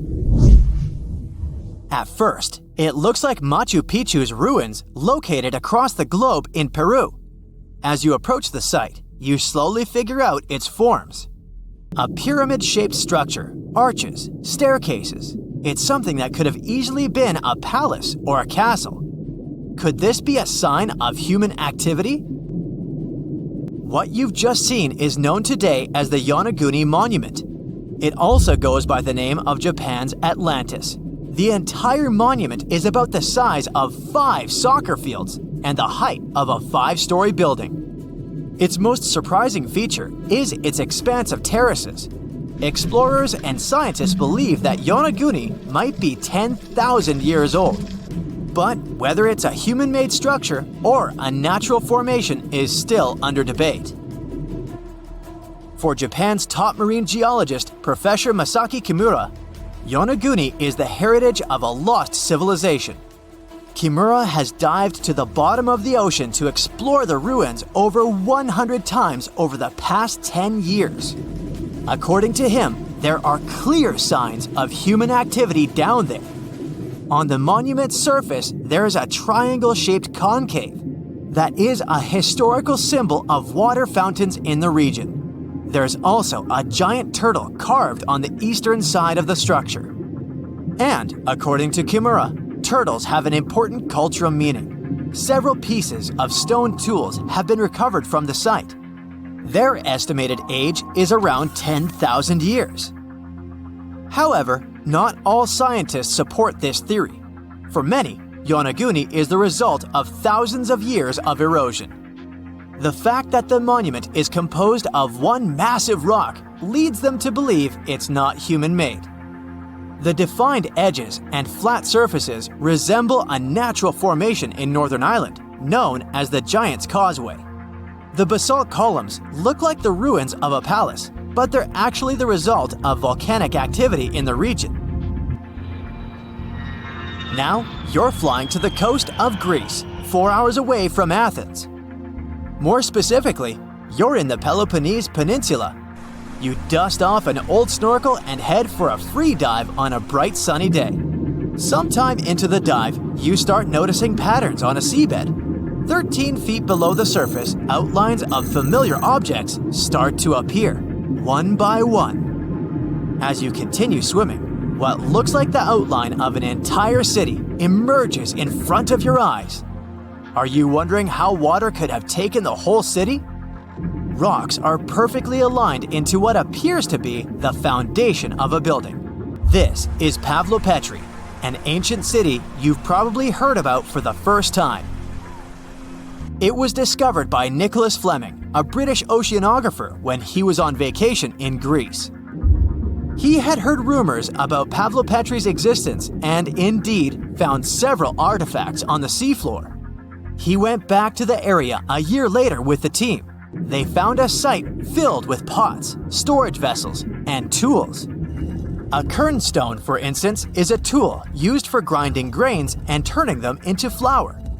Multiple amphoras indicate that this settlement dates back to the Bronze Age, 5,500 years ago, when people started living in towns. The settlement is believed to have existed for over 2,400 years. Today, Pavlopetri is considered the oldest submerged town ever discovered, and what's impressive is that it wasn't a simple village. It was a vibrant port city with stone buildings, a marketplace, streets, and even squares. The next stop on our voyage is one of today's most famous underwater cities that has been turned into an archaeological park. The city of Port Royal in Jamaica exists only below the surface, but in 1692 it was one of the wealthiest cities in the Western Hemisphere. Port Royal was the center of the British Empire at the time and an important trade city that attracted people from all over the region. It was also home to real-life pirates of the Caribbean. On the morning of June 7, 1692, the people of Port Royal met a different fate than they had probably expected. The city woke up shaking. People were thrown out of their beds by the power of a massive earthquake, ranking 7.5 on a Richter scale. One survivor said he had seen Earth opening up and swallowing the whole town. What he said could be true, as the city was mainly built on sand. The ground swallowed buildings, roads, you name it. Geysers erupted, and finally, waves as big as 10-story buildings hit the city. About 33 acres of the city disappeared under the water. Amazingly, most of its 17th century remains are still in good condition under 40 feet of water.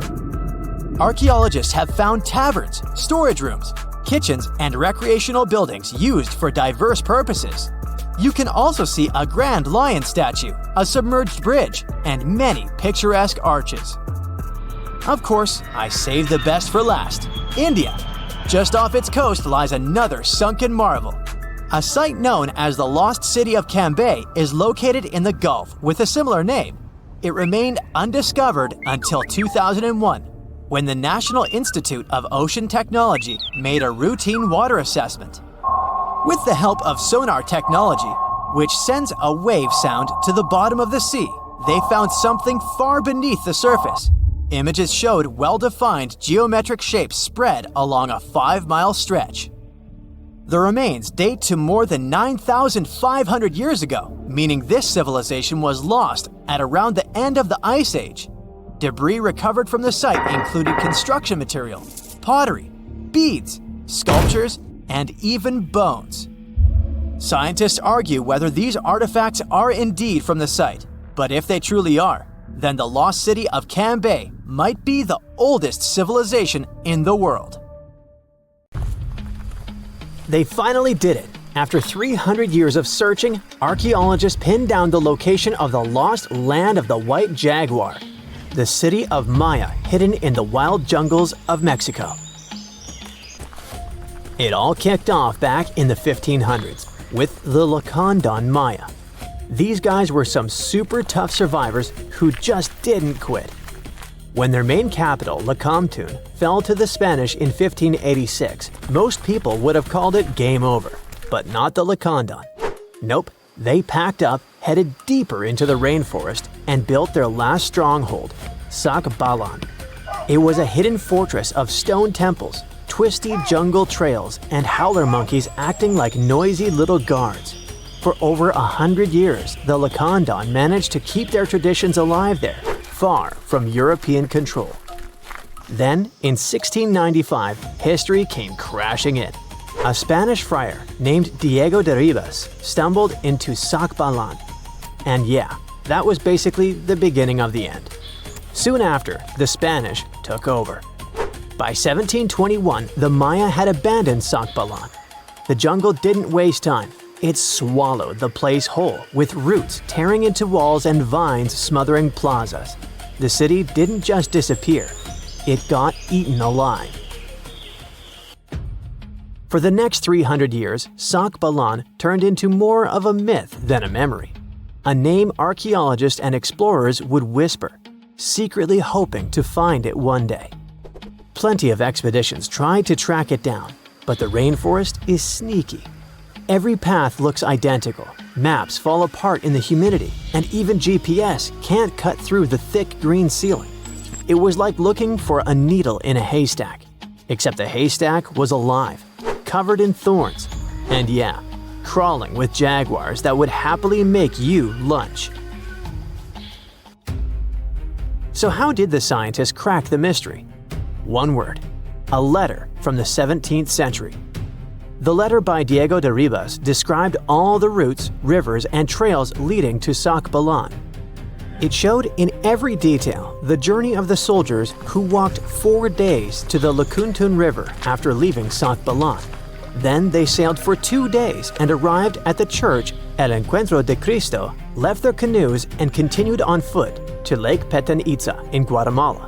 This was already detailed enough, but the scientists needed to pinpoint the exact location with geographic information systems. They took into account vegetation layers and how much each person was carrying to map an approximate range where Sak Balan should be. They fed this information to GIS and calculated where the city should be. And bingo, it worked. Archaeologists traveled through the jungle and found stone temples rising like broken teeth from the earth. There were also some tools and ceramics, and a Spanish church right in the middle of the ruins. The discovery isn't just about cool ruins, it rewrites history. For decades, people assumed the Lacandons simply scattered after Lakamtun fell, but Sak Balan proves they regrouped, fought, and preserved their culture for over a century more. It's like discovering the final chapter of a book we thought ended too soon. There's also irony here. The Spanish friar who revealed Sak Balan helped doom it. Yet his letter, centuries later, also helped save its memory. Today, the ruins sit inside a biosphere reserve, protected by the same jungle that once hid them. Tourists can't just waltz in. It's raw, tangled, alive. The city breathes again, but on its own terms. Scientists just uncovered another lost city, buried under the thick jungles of Mexico. It had been hiding there for 600 years. The place is called Gengola, and it's massive, about 360 hectares with more than 1,100 buildings, 2.5 miles of defensive walls, its own network of roads, and a super organized city plan. Because it was so deep in the jungle, you'd never realize how huge it really was unless you spent years hiking through it. But modern tech swooped in to save the day, using LiDAR, a kind of laser scanning tool. Researchers flew over the site, and in just 2 hours, they had a full 3D map of the entire city. Gengola was built sometime between 1350 and 1521, back in pre-Columbian times, and it used to be buzzing with life. It was a major hub for the Zapotec people, who had been around in the region since about 600 BCE. Families there lived in homes with big central patios surrounded by rooms, and as they got new members, they just add more rooms and stretch their houses out. They even used the mountains around them as natural walls and channeled mountain water for drainage. A lot of their buildings are still standing, which is wild considering how much time has passed. By the late 1400s, the Zapotec were real powerhouses along the Pacific coast. They even fought off the Aztecs, who were constantly trying to expand. At Gengola, they survived a brutal 7-month siege. But even though hiding in the mountains kept them safe, it wasn't perfect. They didn't have enough fresh water or farmland to feed everyone. Just 12 miles away, the smaller city of Tehuantepec had what they needed. So the Zapotec moved there right before the Spanish arrived in 1521. What the scientists have seen so far is just scratching the surface.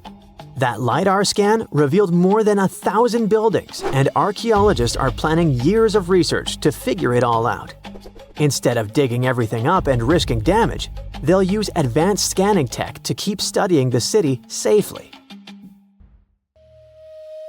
Alright, now let's hop across the world to Egypt, where archaeologists stumbled on a whole lost city called Imet, tucked away in the eastern Nile Delta. The place was buried under layers of mud, water, and time, hiding in a swamp that's been shifting and changing for thousands of years. Scientists first noticed it from way up high in faint little clusters of mud brick foundations in satellite images. The shapes looked shaky and ghost-like, but too neat to be natural. So they followed the patterns down on the ground, started digging, and the city started coming back to life. They found multi-story tower houses, basically mini skyscrapers of the ancient world. They had multiple floors, thick foundations, and could handle some serious weight. That kind of vertical living is super rare in Egypt, especially outside the Nile Delta. It showed that people in Imet weren't just spreading across the land, but stacking upward, which means the city was packed, carefully planned, and way more urban than anyone thought for that time. And it wasn't just fancy housing either. Archaeologists also uncovered a grain processing center with paved work areas, animal pens, and organized spaces for food production. Clearly, this was a city with a real economy running behind it. Not far from there, they spotted a ceremonial road that once led to a temple for Wadjet, Imet's patron deity. But later on, other buildings got plunked down over the road, which shows that Wadjet's worship faded over time. Still, the ruins coughed up some amazing relics, a green faience little funerary figurine, and a stela showing Harpocrates perched on crocodiles and gripping snakes. He was the Greek spin on Horus, deity of silence, secrets, and the newborn sun. And there was even a bronze sistrum, an ancient Egyptian musical instrument decorated with twin heads of Hathor. Turns out, Imet was active from around the 4th century BCE onward, stretching from Egypt's late period into the Roman era. Its location along trade routes made it a magnet for merchants and pilgrims visiting Wadjet's temple. So it wasn't just hanging on, it was thriving, connecting, trading, and adapting with the times. And this isn't just another dusty ruin. Imet is giving us a window into everyday life, religion, and urban planning in the Delta, which we've always known way less about compared to the big pyramids and tombs.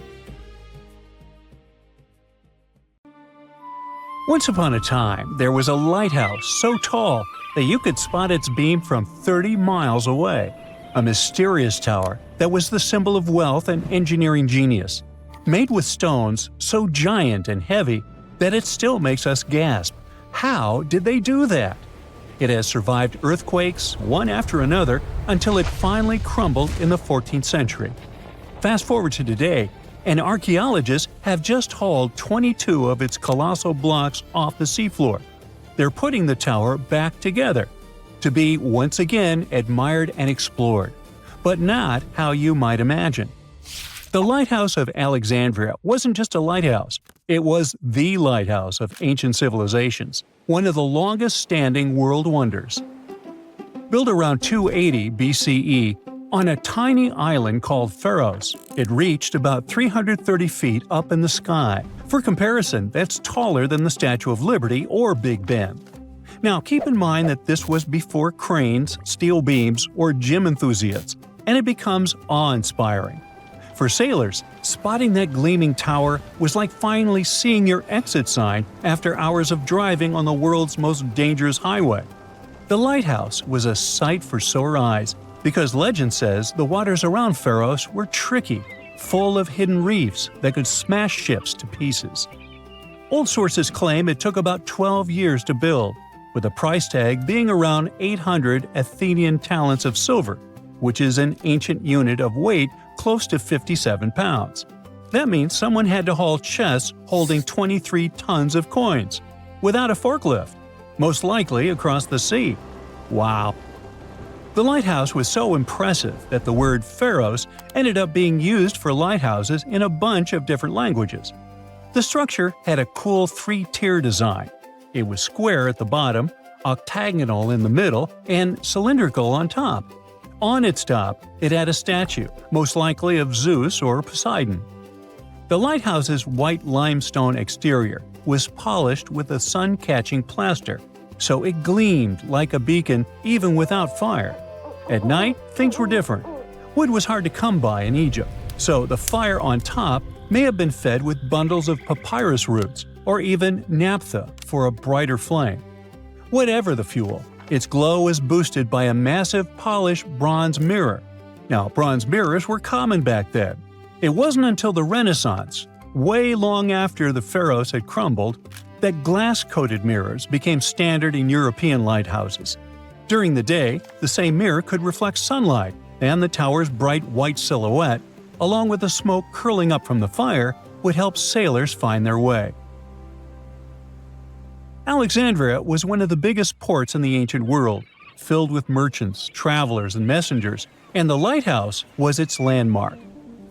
Now, fun fact, if you're a fan of the Song of Ice and Fire universe, it certainly popped into your mind when reading about the High Tower of Old Town. Some fans speculate that not just the fictional lighthouse, but also the city itself, was directly inspired by Alexandria. And George R.R. Martin's love for ancient wonders doesn't stop there. There's also the Titan of Bravos, and the beloved author confirmed the intentional parallel to the imposing Colossus of Rhodes. For over 1,600 years, the lighthouse stood high against time, storms, wars, and intrigues, just like in the Game of Thrones. But it was finally defeated by nature itself. Sadly, a few major earthquakes during the 14th century brought it down, scattering its massive stones across the seabed. For over 5 centuries, the remains of the lighthouse just sat there under the waves, basically turning into an underwater rock garden. Divers knew about them, but hauling up 60-ton blocks from the sea is a job for a superhero, or a super powerful crane. And, until recently, it was a lot safer to leave them where they were. Alexandria is still, to this day, a busy harbor, and isn't exactly the easiest place for delicate archaeology. In the 1990s, archaeologists started mapping the whole area around Pharos Island. What they found was precision-cut limestone and granite blocks, some still showing carved edges. Over time, more than 100 massive pieces were cataloged, including chunks of columns, statues, and giant building blocks that could only have come from the lighthouse.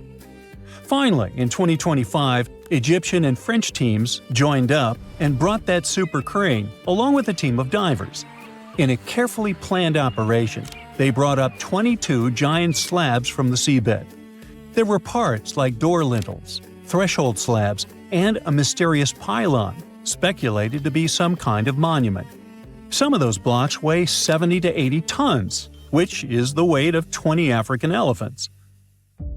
Those giant boulders are on dry land for the first time in over 600 years. But what happens now? Are researchers really about to rebuild the lighthouse like a giant Lego set? Not quite. You can't just stack century-old blocks like that. For starters, no one's 100% sure what the Lighthouse of Alexandria really looked like. Yeah, we've got drawings and clues, most famously, the tiny images stamped into Roman coins from Alexandria. But they're more like an artist's quick sketch, not quite the blueprints for recreating something down to the last detail. And then there's the missing pieces problem. Those recovered stones are just a fraction of the original structure. Over the centuries, much of the lighthouse's material was repurposed. In fact, the spot where the lighthouse used to stand is now home to the citadel of Qaitbay, a fortress built right on its old foundations. The fort is not just a symbol of the past, but also a tourist attraction and a recognizable Alexandrian landmark. So, no, Alexandria isn't about to get its legendary tower back. At least not in that way. Instead, these newly recovered stoneworks are headed for conservation labs to be studied. Specialists will clean, stabilize, and document every carved groove and chisel mark. Later, they're likely to head to a museum. After all, it's part of the national treasure. However, that's not the end of the story. We still have the technology on our side that promises a fully recreated and explorable lighthouse, just like it was all those centuries ago. The entire endeavor is called the Pharos Project, and its mission is to turn those hauled massive stones, lintels, thresholds, base slabs, and even a mystery pylon into a complete walk-through digital twin of the Lighthouse of Alexandria. Each piece is getting high-resolution 3D scanning, joining more than 100 fragments already recorded underwater. The goal isn't just a research. The Pharos Project aims to bring back the lighthouse's original look and feel and turn it into a museum. 330-foot-tall structures often have a lot of stairs, and virtual reality is going to be far less painful for my old feet. Museum visitors could walk around its base in augmented reality, while researchers could use the model to test new theories about its structure and function. Hopefully, we'll be able to customize our own atmosphere, dim the lights, and examine the walls just like in a video game. Maybe they'll render pigeons and seagulls to make it even more authentic. We still don't have many details, but the entire thing is being recorded and will be made into a documentary. While we don't have booths to time travel, talented designers can bring the past back to the present. They just need the correct concept art. Sure, nowadays you can recreate almost everything in 3D, but the point here is the authenticity, to put it back together exactly how it was.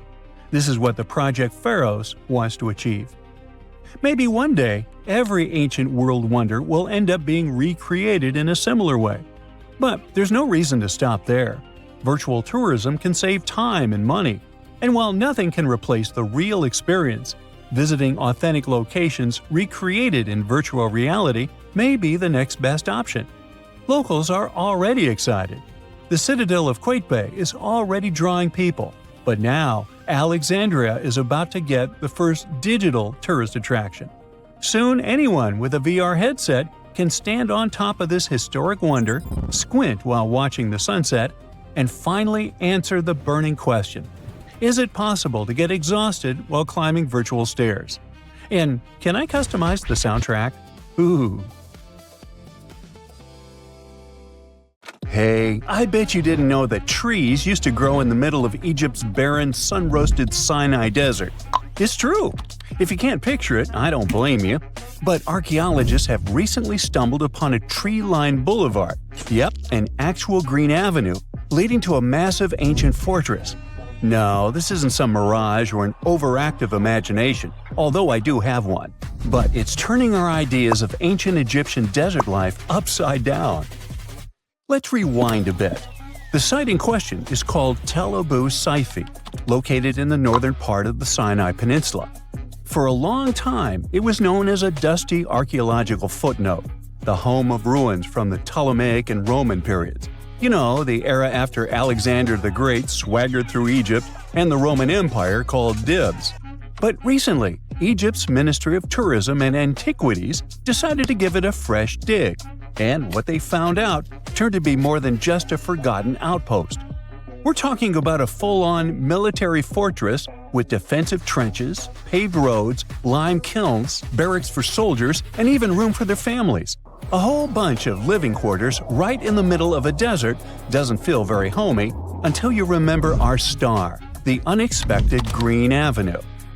This road was over 300 feet long and 36 feet wide, as long as an American football field, paved with limestone slabs and lined with more than 500 clay planting pits.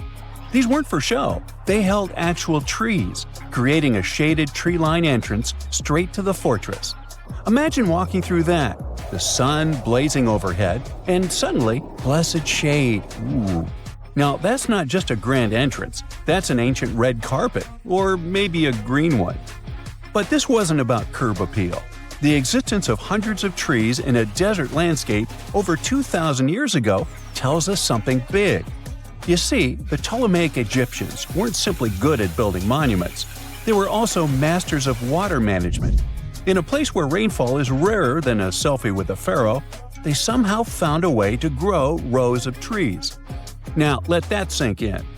To irrigate that many trees in a desert, they must have had a sophisticated irrigation or water transport system, something capable of moving and distributing water efficiently in this harsh climate. Maybe they channeled groundwater, or maybe they captured seasonal rain, or maybe ancient sprinkler systems. Okay, maybe not that fancy. But still, it's clear they were ahead of their time. Here's the thing, we already know the Egyptians mastered water control. They harnessed the Nile with ditches and canals to feed distant fields. So irrigation wasn't exactly a mystery to them. They had the skills and the knowledge. And sure, scientists still debate what the Sinai climate was like 2,000 years ago. But many believe it may have once been greener. After all, take one look at those dramatic mountains and rocky landscapes, shaped and sculpted as if by brute force of ancient rivers. And it's hard not to think that water once played a bigger role out there. Plus, archaeologists have found tons of evidence showing that Ptolemaic Egyptians cultivated fruits, vines, and trees on a large scale. In other words, growing a forest in a desert might feel wild to us, but to them, it was just another Tuesday. And now, this green avenue is making archaeologists wonder, what if similar irrigation systems were used elsewhere, say for transporting the enormous stones used to build the pyramids? There's already a theory that ancient rivers or human-made canals help move those stones. And the Tel Abu Saifi discovery? Well, it might just be the missing puzzle piece. This isn't just a dream.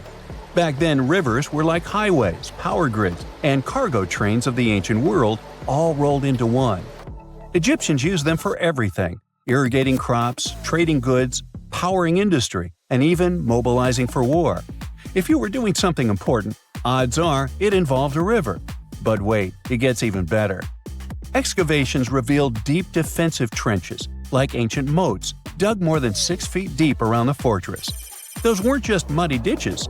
They were part of an elaborate defense system designed to be filled or bridged to control access. Think of it as ancient Egypt's version of a retractable security gate, minus the hydraulics. And while the trenches were keeping intruders out, life inside the fortress was bustling. Remember how we said archaeologists had found military housing units? It turns out soldiers might have lived there with their families. So this wasn't just a barracks, it was a thriving community, with meals, routines, kids playing, and probably a whole lot of ancient gossip flying around the dinner table. In addition to all the military stuff, researchers found 4 massive lime kilns used to produce quicklime, an essential ingredient for making construction mortar. These kilns are a big deal because they suggest that during the later Roman period, Tel Abu Saifi turned into an industrial hub. It was like the Home Depot of ancient Egypt, churning out materials to build and repair buildings. But here's where the plot thickens. Underneath all of this, beneath the roads, the trenches, the kilns, archaeologists found the corners of an even older structure, a mystery building. Could it be the remains of a third, much older fortress? Or an ancient cemetery or lost city? Nobody knows yet, but one thing's clear, this story isn't over. Honestly, this might be the coolest archaeological cliffhanger of the decade. So, what does this all mean? Well, for starters, it challenges everything we assumed about desert life in ancient Egypt. For the longest time, deserts were thought of as natural barriers, dry, deadly, and empty. But this find suggests that the desert might have once been green and full of life, not because the climate was dramatically different, but because the Egyptians were incredibly good at bending the environment to their will.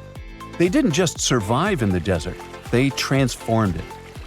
It also adds fuel to the fire in the age-old debate about ancient Egyptian tech. If they could build a fortress with tree-lined roads, moats, irrigation, and industry in the middle of the Sinai, is it really such a stretch to imagine they could engineer water channels to move pyramid stones? Forget the Ancient Aliens TV show. Sure, it's entertaining, I'll give you that, but it makes us forget something crucial. Those people were brilliant. A lot of what we call modern technology is recycled ancient ingenuity. And who knows how much knowledge we've lost over time. Meanwhile, the dig continues. Scientists are now mapping the entire Tel Abu Saifi site, trying to piece together how all the structures connect. Some want to analyze soil samples to find traces of old tree roots and maybe even figure out what kinds of trees once grew there. Imagine if they were date palms. We might be looking at the world's oldest snack lane. You already know that the implications of the discoveries don't stop with history books, right? This kind of discovery has modern relevance too. Our world is going through a lot of change, with crazy weather and huge heat waves. So maybe we should be asking, what can we learn from ancient civilizations that once made the desert bloom? If nothing else, Tel Abu Saifi reminds us that the ancient Egyptians were more than just pharaohs, pyramids, and mummies. They were visionary planners, eco-architects, and straight-up problem solvers. They didn't wait for nature to hand them what they needed. They engineered it. And thanks to discoveries like this, we're getting a clearer picture of just how advanced and, frankly, how cool ancient Egyptian civilization really was.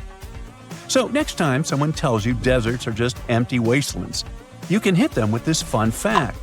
Over 2,000 years ago, in the heart of the Sinai Desert, there was a fortress with a tree-lined avenue, moats, military housing, an industrial center, and even a secret underground structure.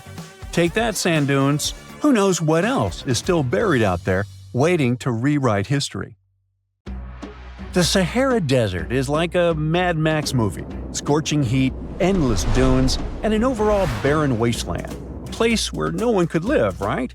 Well, forget all you know about it. Because 5,000 years ago, the Sahara was a lush paradise of grasslands, lakes, and rivers, and the home of a ghost civilization that vanished without a trace. Our tale begins in the 1930s, when a Hungarian explorer stumbled upon a cave in the middle of the Sahara. Inside, he found something bizarre: ancient rock paintings of people swimming in a lake, surrounded by giraffes, hippos, and crocodiles. At the time, everybody shrugged it off as some symbolic depiction of the afterlife, because, really, who would imagine a lake in the Sahara? Well, fast forward some 70 years later, when a group of archaeologists made a discovery that flipped the script. In a rock shelter in Libya, they unearthed 15 mummies, along with baskets, ceramic pots, and other everyday items. This may look like prehistoric junk to most people, but to archaeologists, it was like uncovering a key piece of evidence. Those people weren't just passing through, they lived here. You see, those weren't just any mummies. They were some of the oldest naturally mummified humans ever found, dating back over 7,000 years. Take that, Egypt. 2 of them still had readable DNA, preserved thanks to a rare natural mummification process, almost a miracle considering the Sahara's climate's ability to turn everything into, well, beef jerky. Scientists struggled to understand where those mummies came from for a while, because the mitochondrial DNA they recovered was not helpful at all. But thanks to scientific progress, they eventually managed to do a full genome analysis that revealed some weird secrets. Those people belonged to a human lineage that was completely unknown, and they lived isolated from the rest of humanity for thousands of years. For decades, researchers assumed that the place where they lived, the Green Sahara, was like a prehistoric highway, a lush corridor that humans and animals used to migrate between sub-Saharan Africa and the Mediterranean. But the mummies demolished that theory, like a hippo sitting on a sandcastle. Their DNA showed zero genetic mixing with sub-Saharan and Eurasian migrants, keeping their genes pure for 7,000 years. Their closest genetic relatives weren't their neighbors living right below the famous desert, but some ancient hunter-gatherers from Morocco, and even some guys that lived in the Czech Republic, when it wasn't even a country yet, 50,000 years ago. We're not out of the woods yet, because those mummies also carried some teeny-tiny traces of Neanderthal DNA, just 10% of the amount found in modern Eurasians. Now, if you paid attention in school, then you know that Neanderthals lived in Europe and Asia, and early humans only mixed with them after migrating out of Africa. But those Green Sahara folks never left Africa.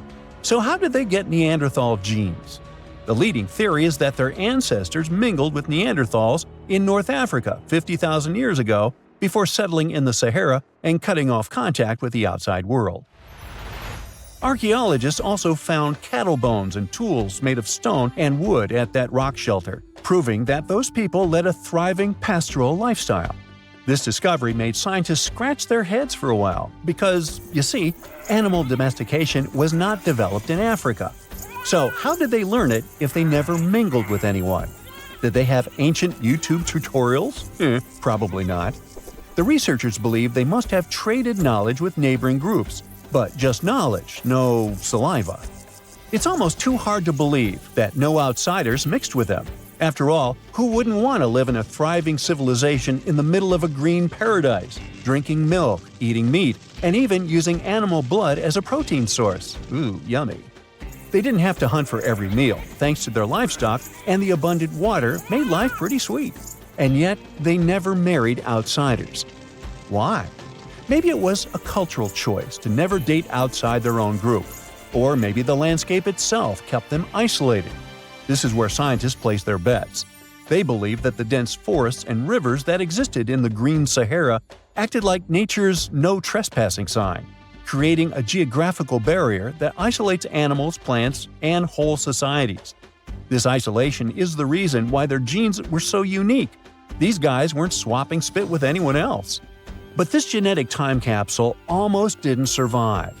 For most of the last ice age, the Sahara was even harsher than today, a true dead zone where humans couldn't survive. 70,000 years ago, even the toughest people disappeared, retreating to the Nile Valley and the Mediterranean coast. Why? Because Earth was a climate bully.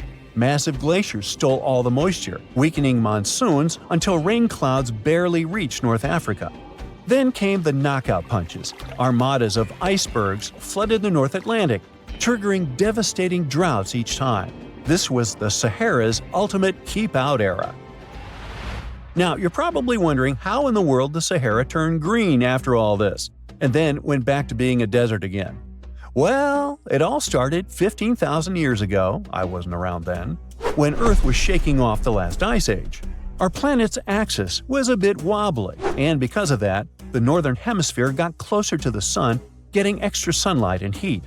This eternal summer turned North Africa into a giant moisture magnet, pulling water from the Atlantic and making it all rain down on the Sahara. The result of this ridiculous amount of rain was a lush savanna, complete with lakes the size of small countries. But the African humid period was not just a one-time miracle. The truth is, this eternal on and off switch between green and desert happened to the Sahara more than 230 times since the desert was born. During one of these events, the Sahara even expanded, getting bigger than it is today. So when the Green Sahara showed up, you can bet it brought the ultimate ecosystem glow-up. This wasn't just a light dusting of grass. We're talking full makeover. The transformation was so complete, it even reshaped animal populations. Cheetahs suddenly struggled with the new prey dynamics, while rodents like the multi-mammate mouse thrived in the suddenly abundant grasslands. But don't pack your prehistoric swim trunks just yet. This paradise had teeth. The Sahara was an ecological maze of crocodile-infested rivers, malaria-carrying mosquitoes, and big cats lurking in the tall grass. Crossing it would have been like playing a real-life game of Hungry Hungry Hippos. This is probably why more groups didn't settle permanently. The Sahara's climate cycled between wet and dry every 20,000 years, hardly a stable zip code. For most ancient people, it was smarter to treat the Green Sahara like an all-you-can-eat buffet, grab resources and leave before the desert returned. Still, this Green Sahara period lasted for 10,000 years, giving our mystery shepherds plenty of time to thrive. But around 5,000 years ago, Earth's axis shifted again, the rains moved away, and the Sahara dried up faster than a puddle in July. As the desert returned, the shepherds from the Green Sahara had no choice but to pack up their livestock and leave. Some researchers believe they migrated toward the Nile, laying the groundwork for ancient Egypt, so I guess their legacy lives on. Besides, their pure lineage may be extinct by now, but some faint genes of the mummies can still be found in the people that live in North Africa today. But the introvert mummies were not the only ones using the Green Sahara as an Airbnb. They actually had neighbors just around the corner, in a lakeside village in Niger to be exact. Those people thrived for 5,000 years and left behind the oldest Sahara Desert cemetery, including a man buried in a turtle shell, a grinning Halloween man with filed teeth, and a heartbreaking family embrace frozen in time, victims of the very waters that sustained them. Eventually, those people disappeared too, just like it happened to our antisocial friends. This proves that this desert outsmarts everyone, with a landscape that gives paradise with one hand and takes it away with the other. This is a real human brain. Well, it was, until a hot cloud of ash turned it into glass. This crazy transformation happened almost 2,000 years ago, when Mount Vesuvius decided it was a good day to erupt and destroy cities like Pompeii, Atlantis, and Herculaneum. This particular brain belonged to a young man who lived in 79 CE in Herculaneum. Not the most famous Roman town, but it was the first place that was discovered under Vesuvius's ashes way back in 1709. Around 200 years later, archaeologists found the remains of this young man lying face down on a bed.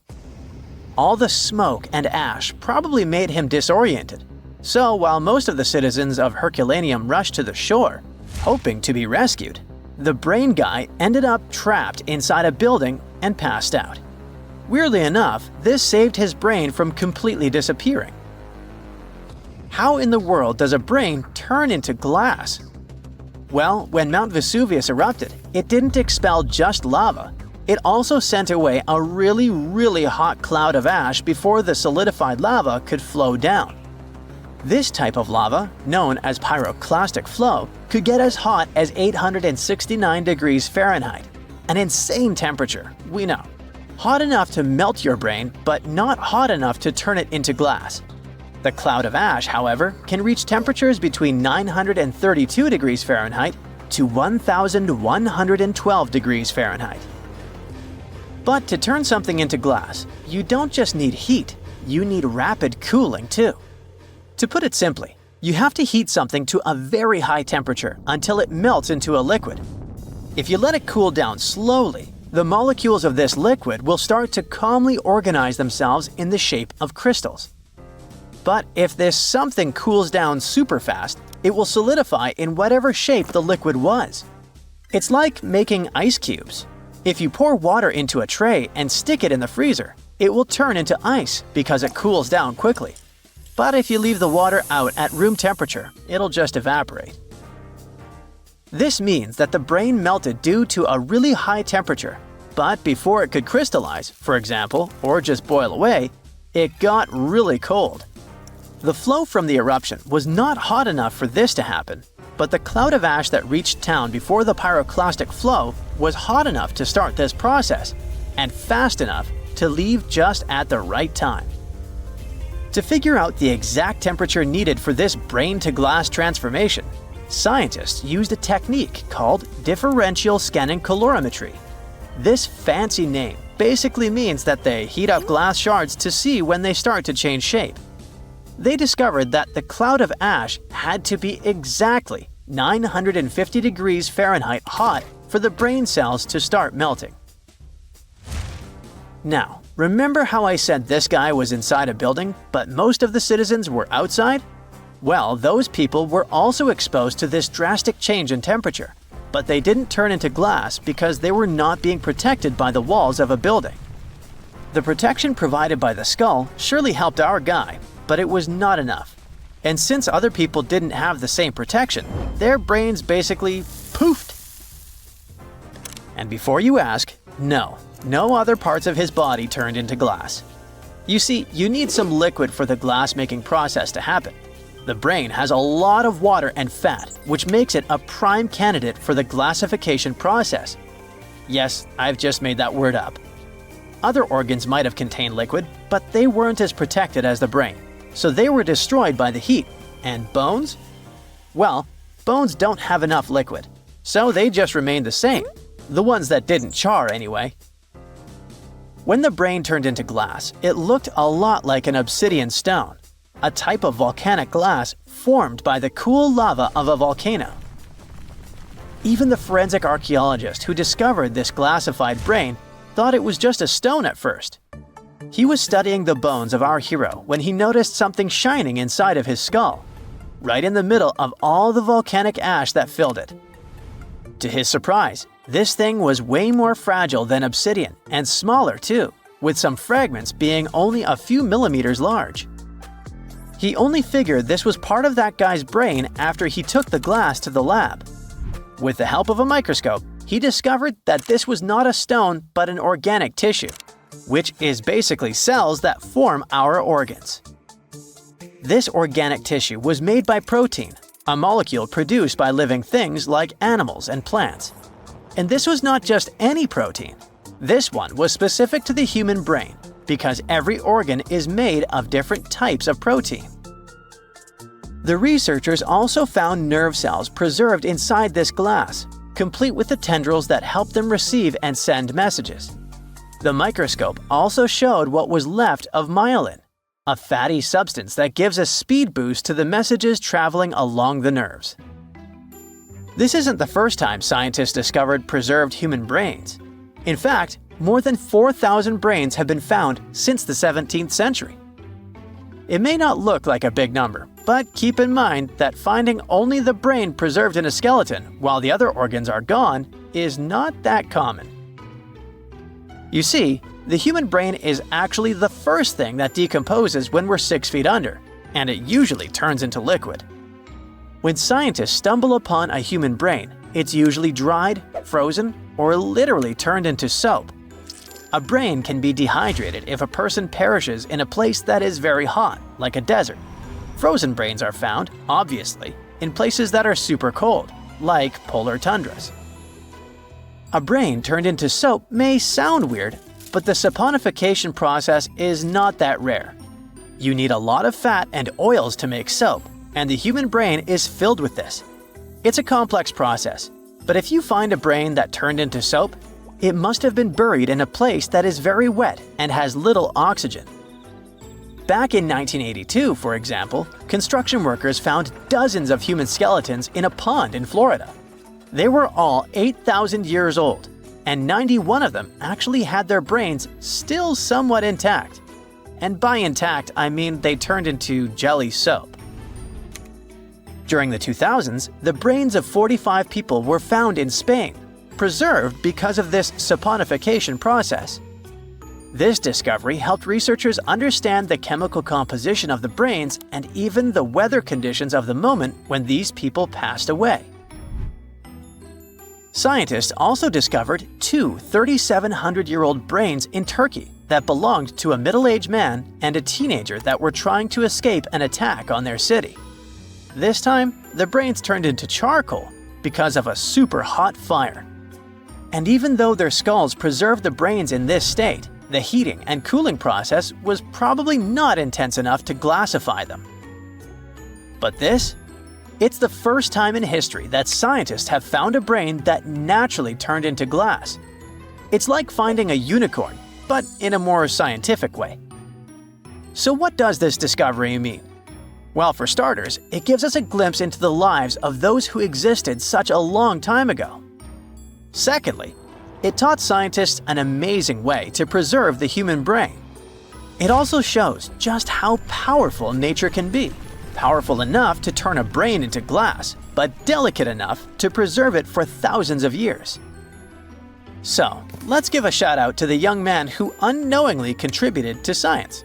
He probably had no idea that his brain would one day be the star of a groundbreaking discovery. His tragic end has given us a fascinating peek into the past. Miles and miles of yellow sand, treeless mountain ridges, and scorching hot sun over your head. And suddenly, something you'd never expect to come across in a barren desert. A small group of overexcited people. They're as happy as you would be if you'd won a lottery. They've just found an ancient tomb, once flooded with its walls in bad shape. But the stuff they discovered inside proves that this is the burial site of one of Egypt's most mysterious pharaohs. Historians have been hunting for his tomb for years, but no one expected it to hide ancient treasures. Fast forward. After careful examination of the site, Egyptian officials have announced the discovery of the tomb of King Thutmose II. It's the last missing tomb from Egypt's 18th dynasty. And this is also the first royal tomb found since King Tutankhamun's was discovered in 1922, in more than 100 years. A team of Egyptian and British archaeologists found the tomb in the Theban Mountains area, west of Luxor, near the famous Valley of the Kings.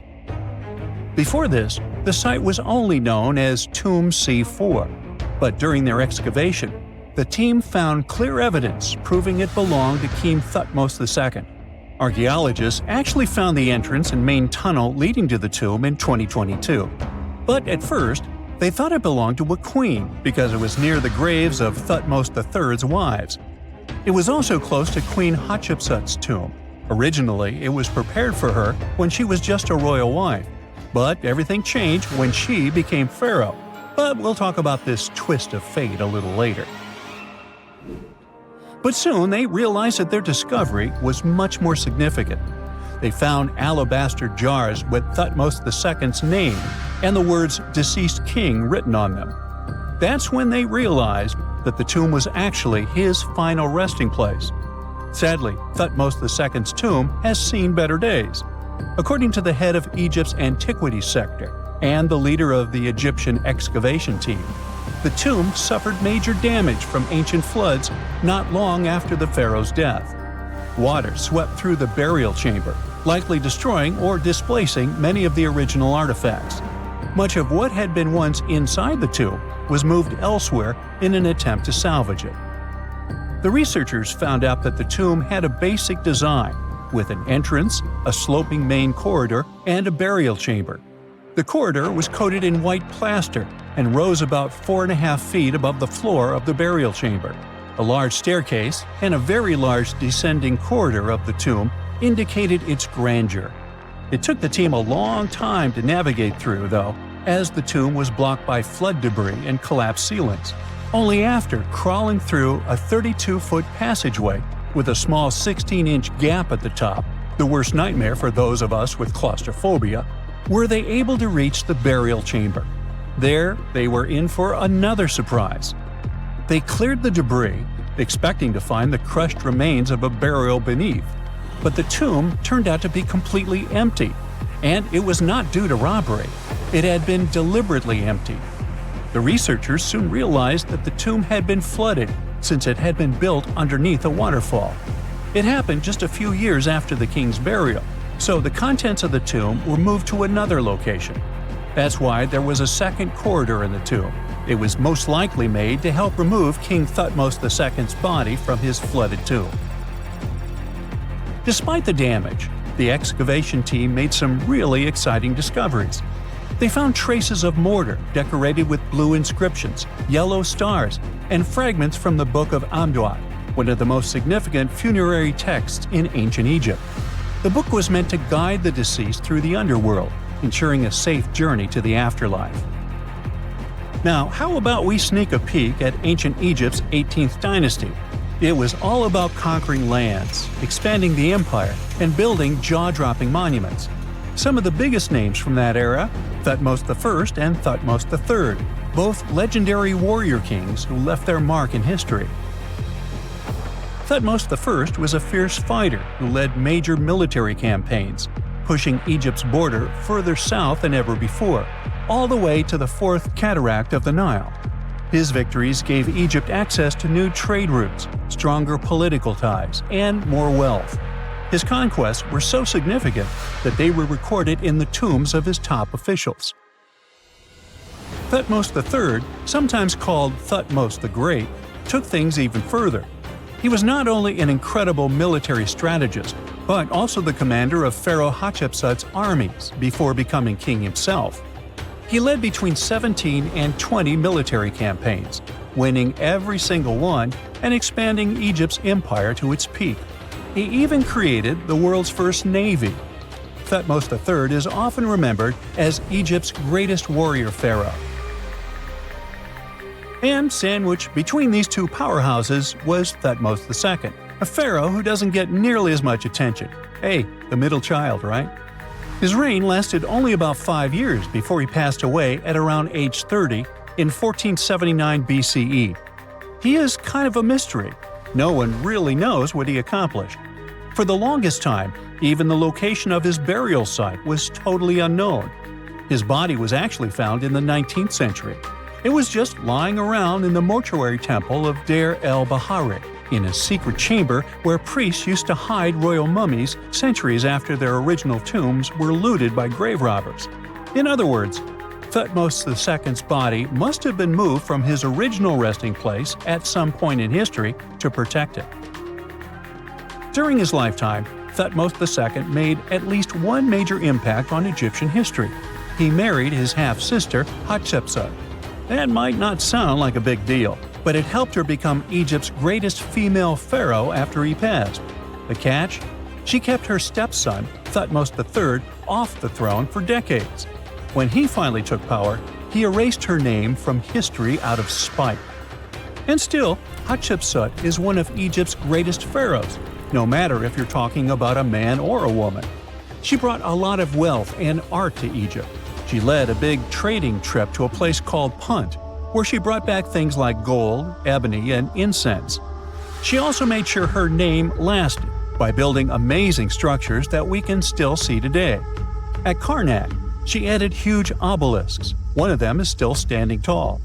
She also was the one to build the Temple of Deir el-Bahari with its countless columns. She was buried there.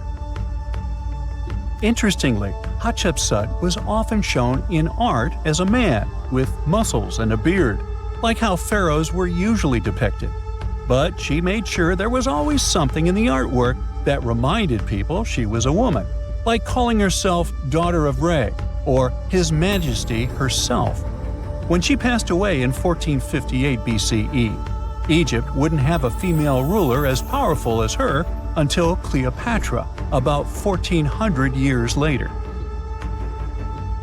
According to Egypt's Supreme Council of Antiquities Secretary General, isn't that a mouthful? Hatshepsut's name actually appears in Thutmose II's tomb, meaning she might have even handled his burial. As for their final resting places, well, Hatshepsut was buried in the Valley of the Kings, and Thutmose II's mummy is now in the National Museum of Egyptian Civilization, alongside other ancient Egyptian rulers. It gives visitors a rare chance to see the remains of a nearly forgotten pharaoh. Now, experts consider the discovery of his tomb to be one of the most significant in recent years. The artifacts found there add important details to our understanding of the history of the region and Thutmose II's rule. And even though the tomb's design is fairly simple and follows the same architectural style preferred by later Egyptian rulers, its historical importance is undeniable.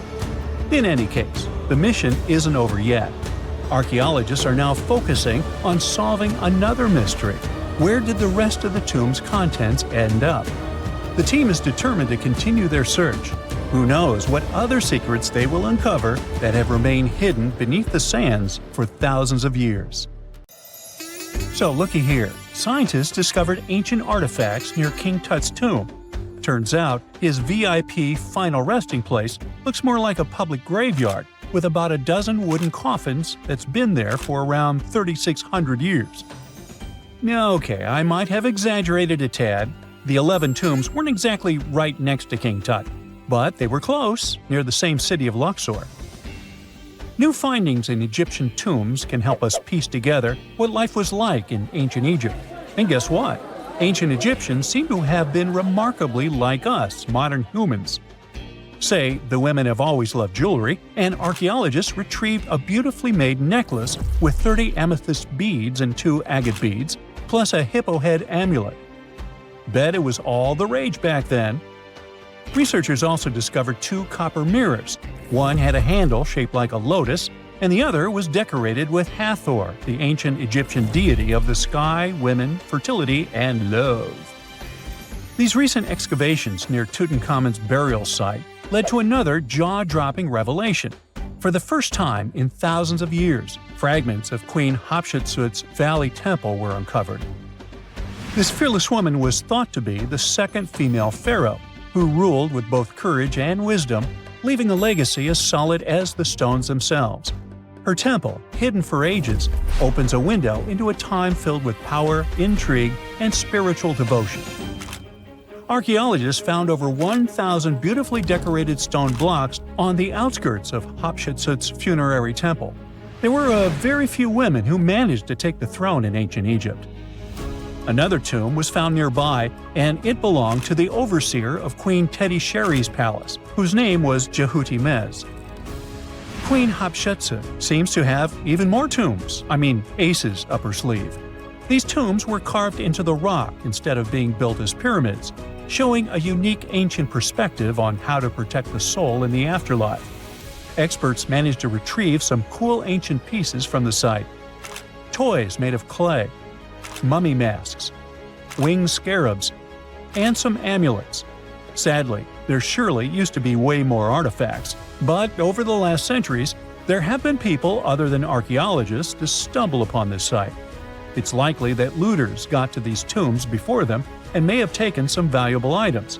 But they did leave behind some cool stuff for the researchers, like pottery used for offerings of bread and meat, along with archers' bows that connect the tomb's owners to the Egyptian military.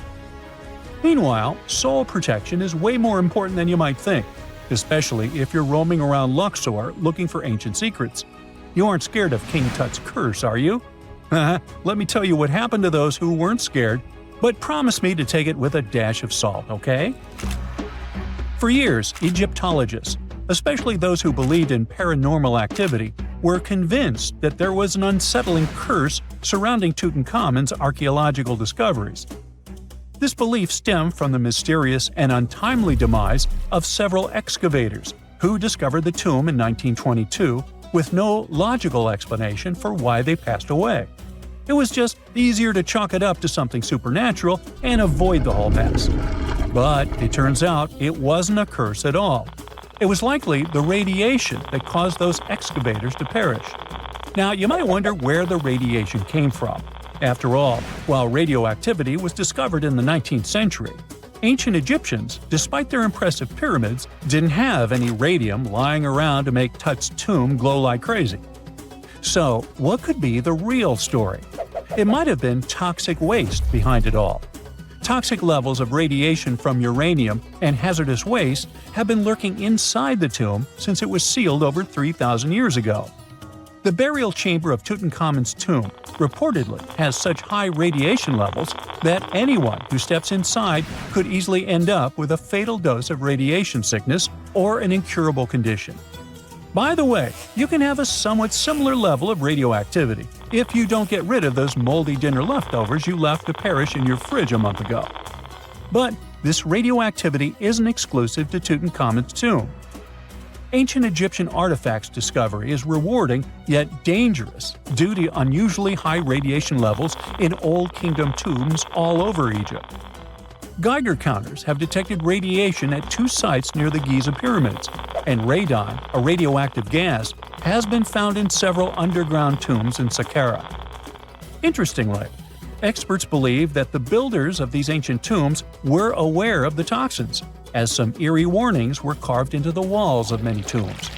One inscription ominously declared, "They that break this tomb shall meet their end by a malady that no doctor can diagnose."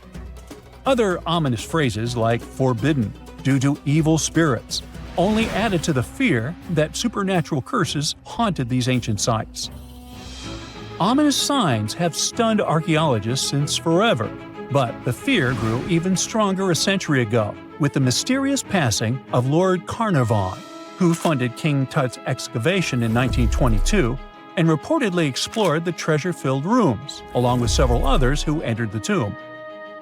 Arthur Weigall, another British Egyptologist who was present at the tomb's opening and is credited with starting the curse myth, passed away young when he was just in his 50s in 1934.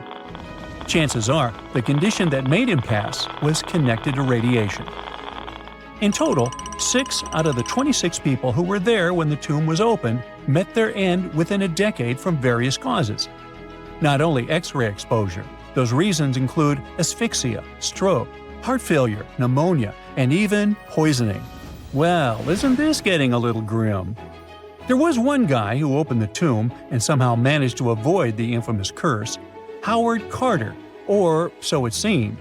Some folks pointed to his survival as proof that the curse wasn't real. After digging up the tomb, Carter published several books on the topic and shifted gears from archaeology to dealing in antiquities for various museums. Despite dodging demise or injury, rumors swirled about how the curse may have impacted him in other ways. One of the big stories linked him to Lord Carnarvon's daughter, Evelyn. Some said he was madly in love with her, but she married someone else, so he chose to stay single. Others claim they had an affair while she was in Egypt, which ended when her father passed away and she left the country for good. However, there wasn't much evidence to support these stories. Evelyn was just 6 when they met, and they remained friends until his last breath.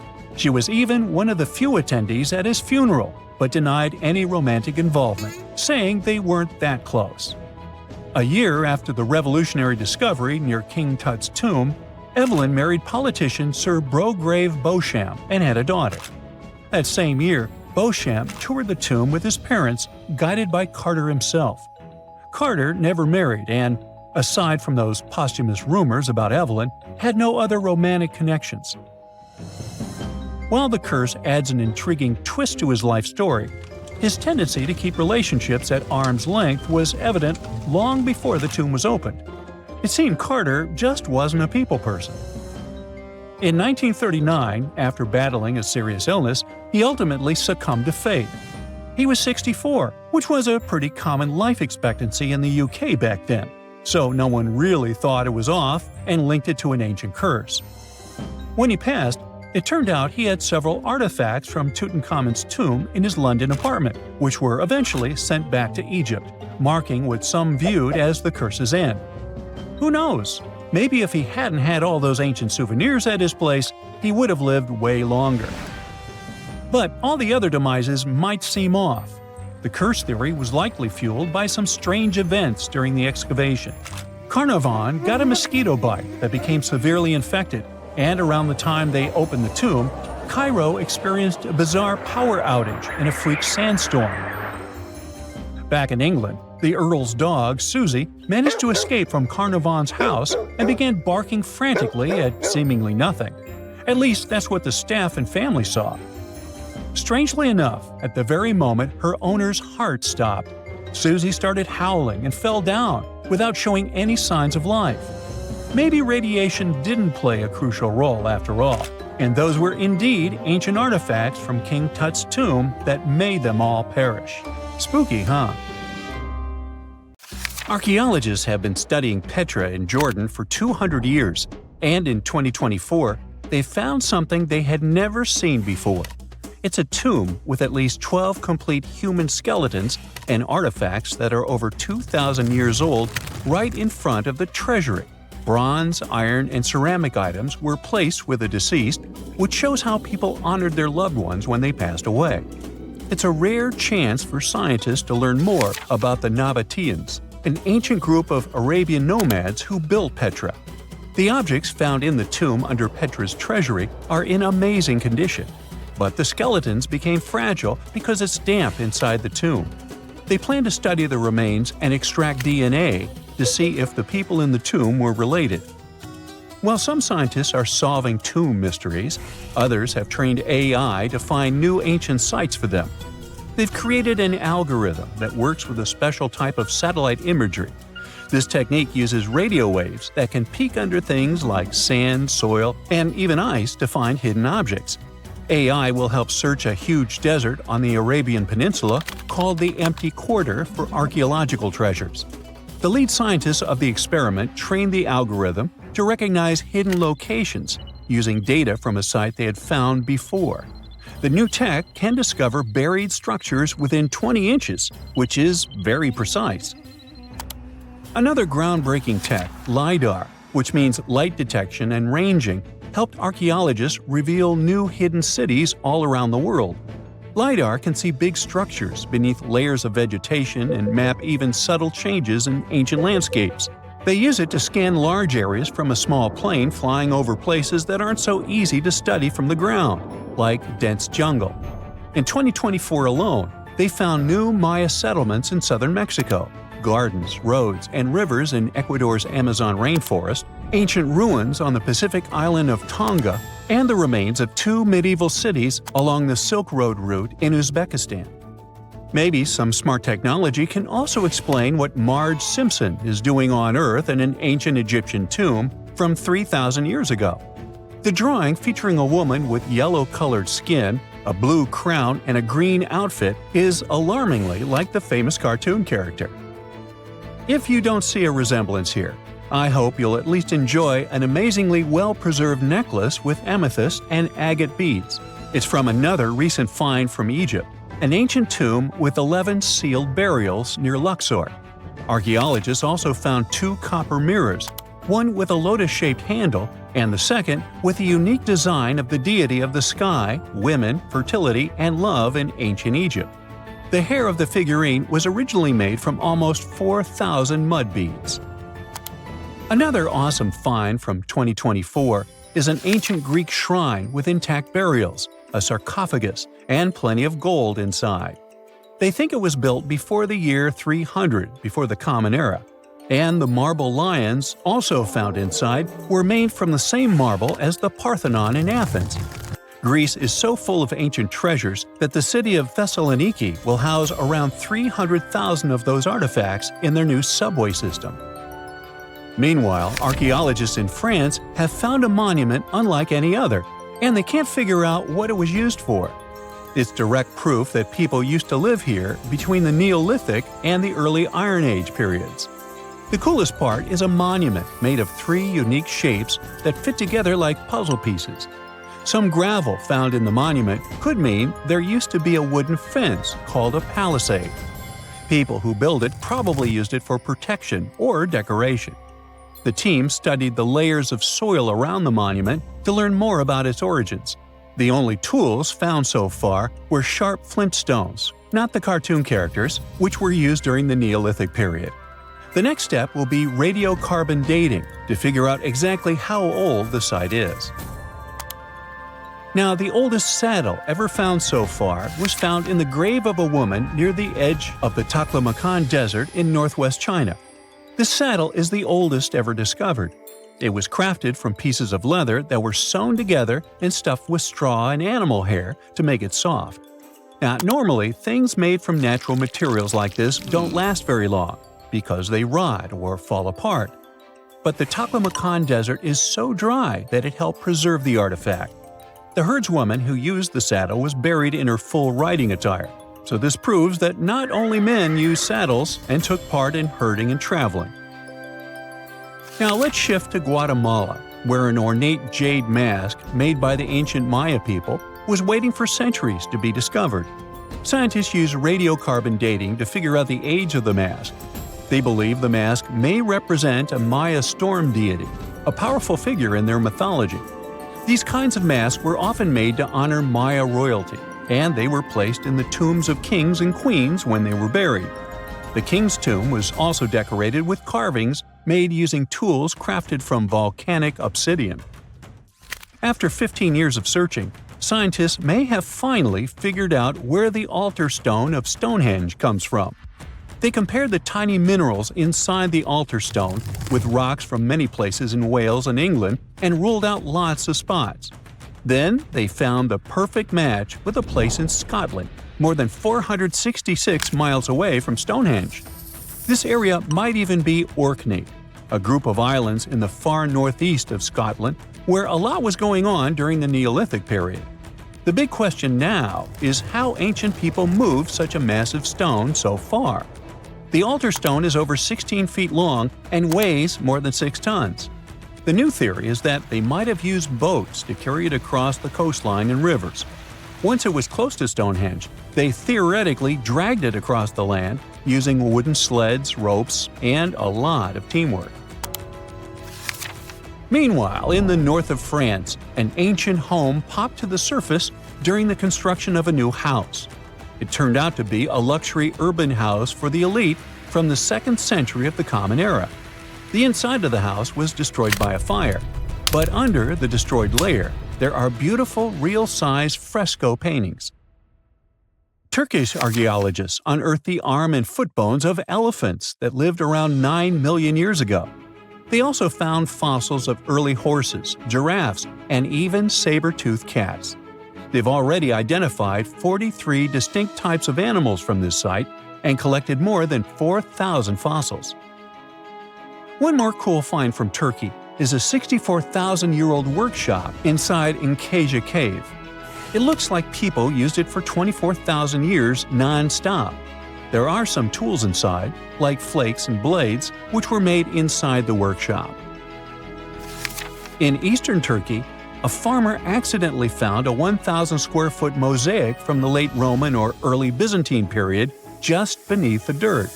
Experts say it's a one-of-a-kind thing from this region and is still in one piece after all this time. The pattern shows dozens of trees, plants, and animals that were found in ancient Turkey. There could be more treasures in the area, so they plan to keep digging.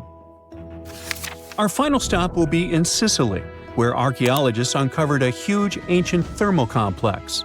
Inside, they found 2 rooms with floors covered in colorful mosaic designs, along with a large courtyard surrounded by arched wings. As they kept digging, they discovered more parts of the ancient city. They found new roads and the remains of a huge complex, along with stretches of old stone walls that were part of the city's fortifications. These discoveries are helping scientists imagine what the city might have looked like during ancient times. No one knows for sure whether the bathhouse was built by the Greeks or the Romans, since both civilizations lived in Sicily long ago. That's it for today. So hey, if you pacified your curiosity, then give the video a like and share it with your friends. Or if you want more, just click on these videos and stay on the bright side.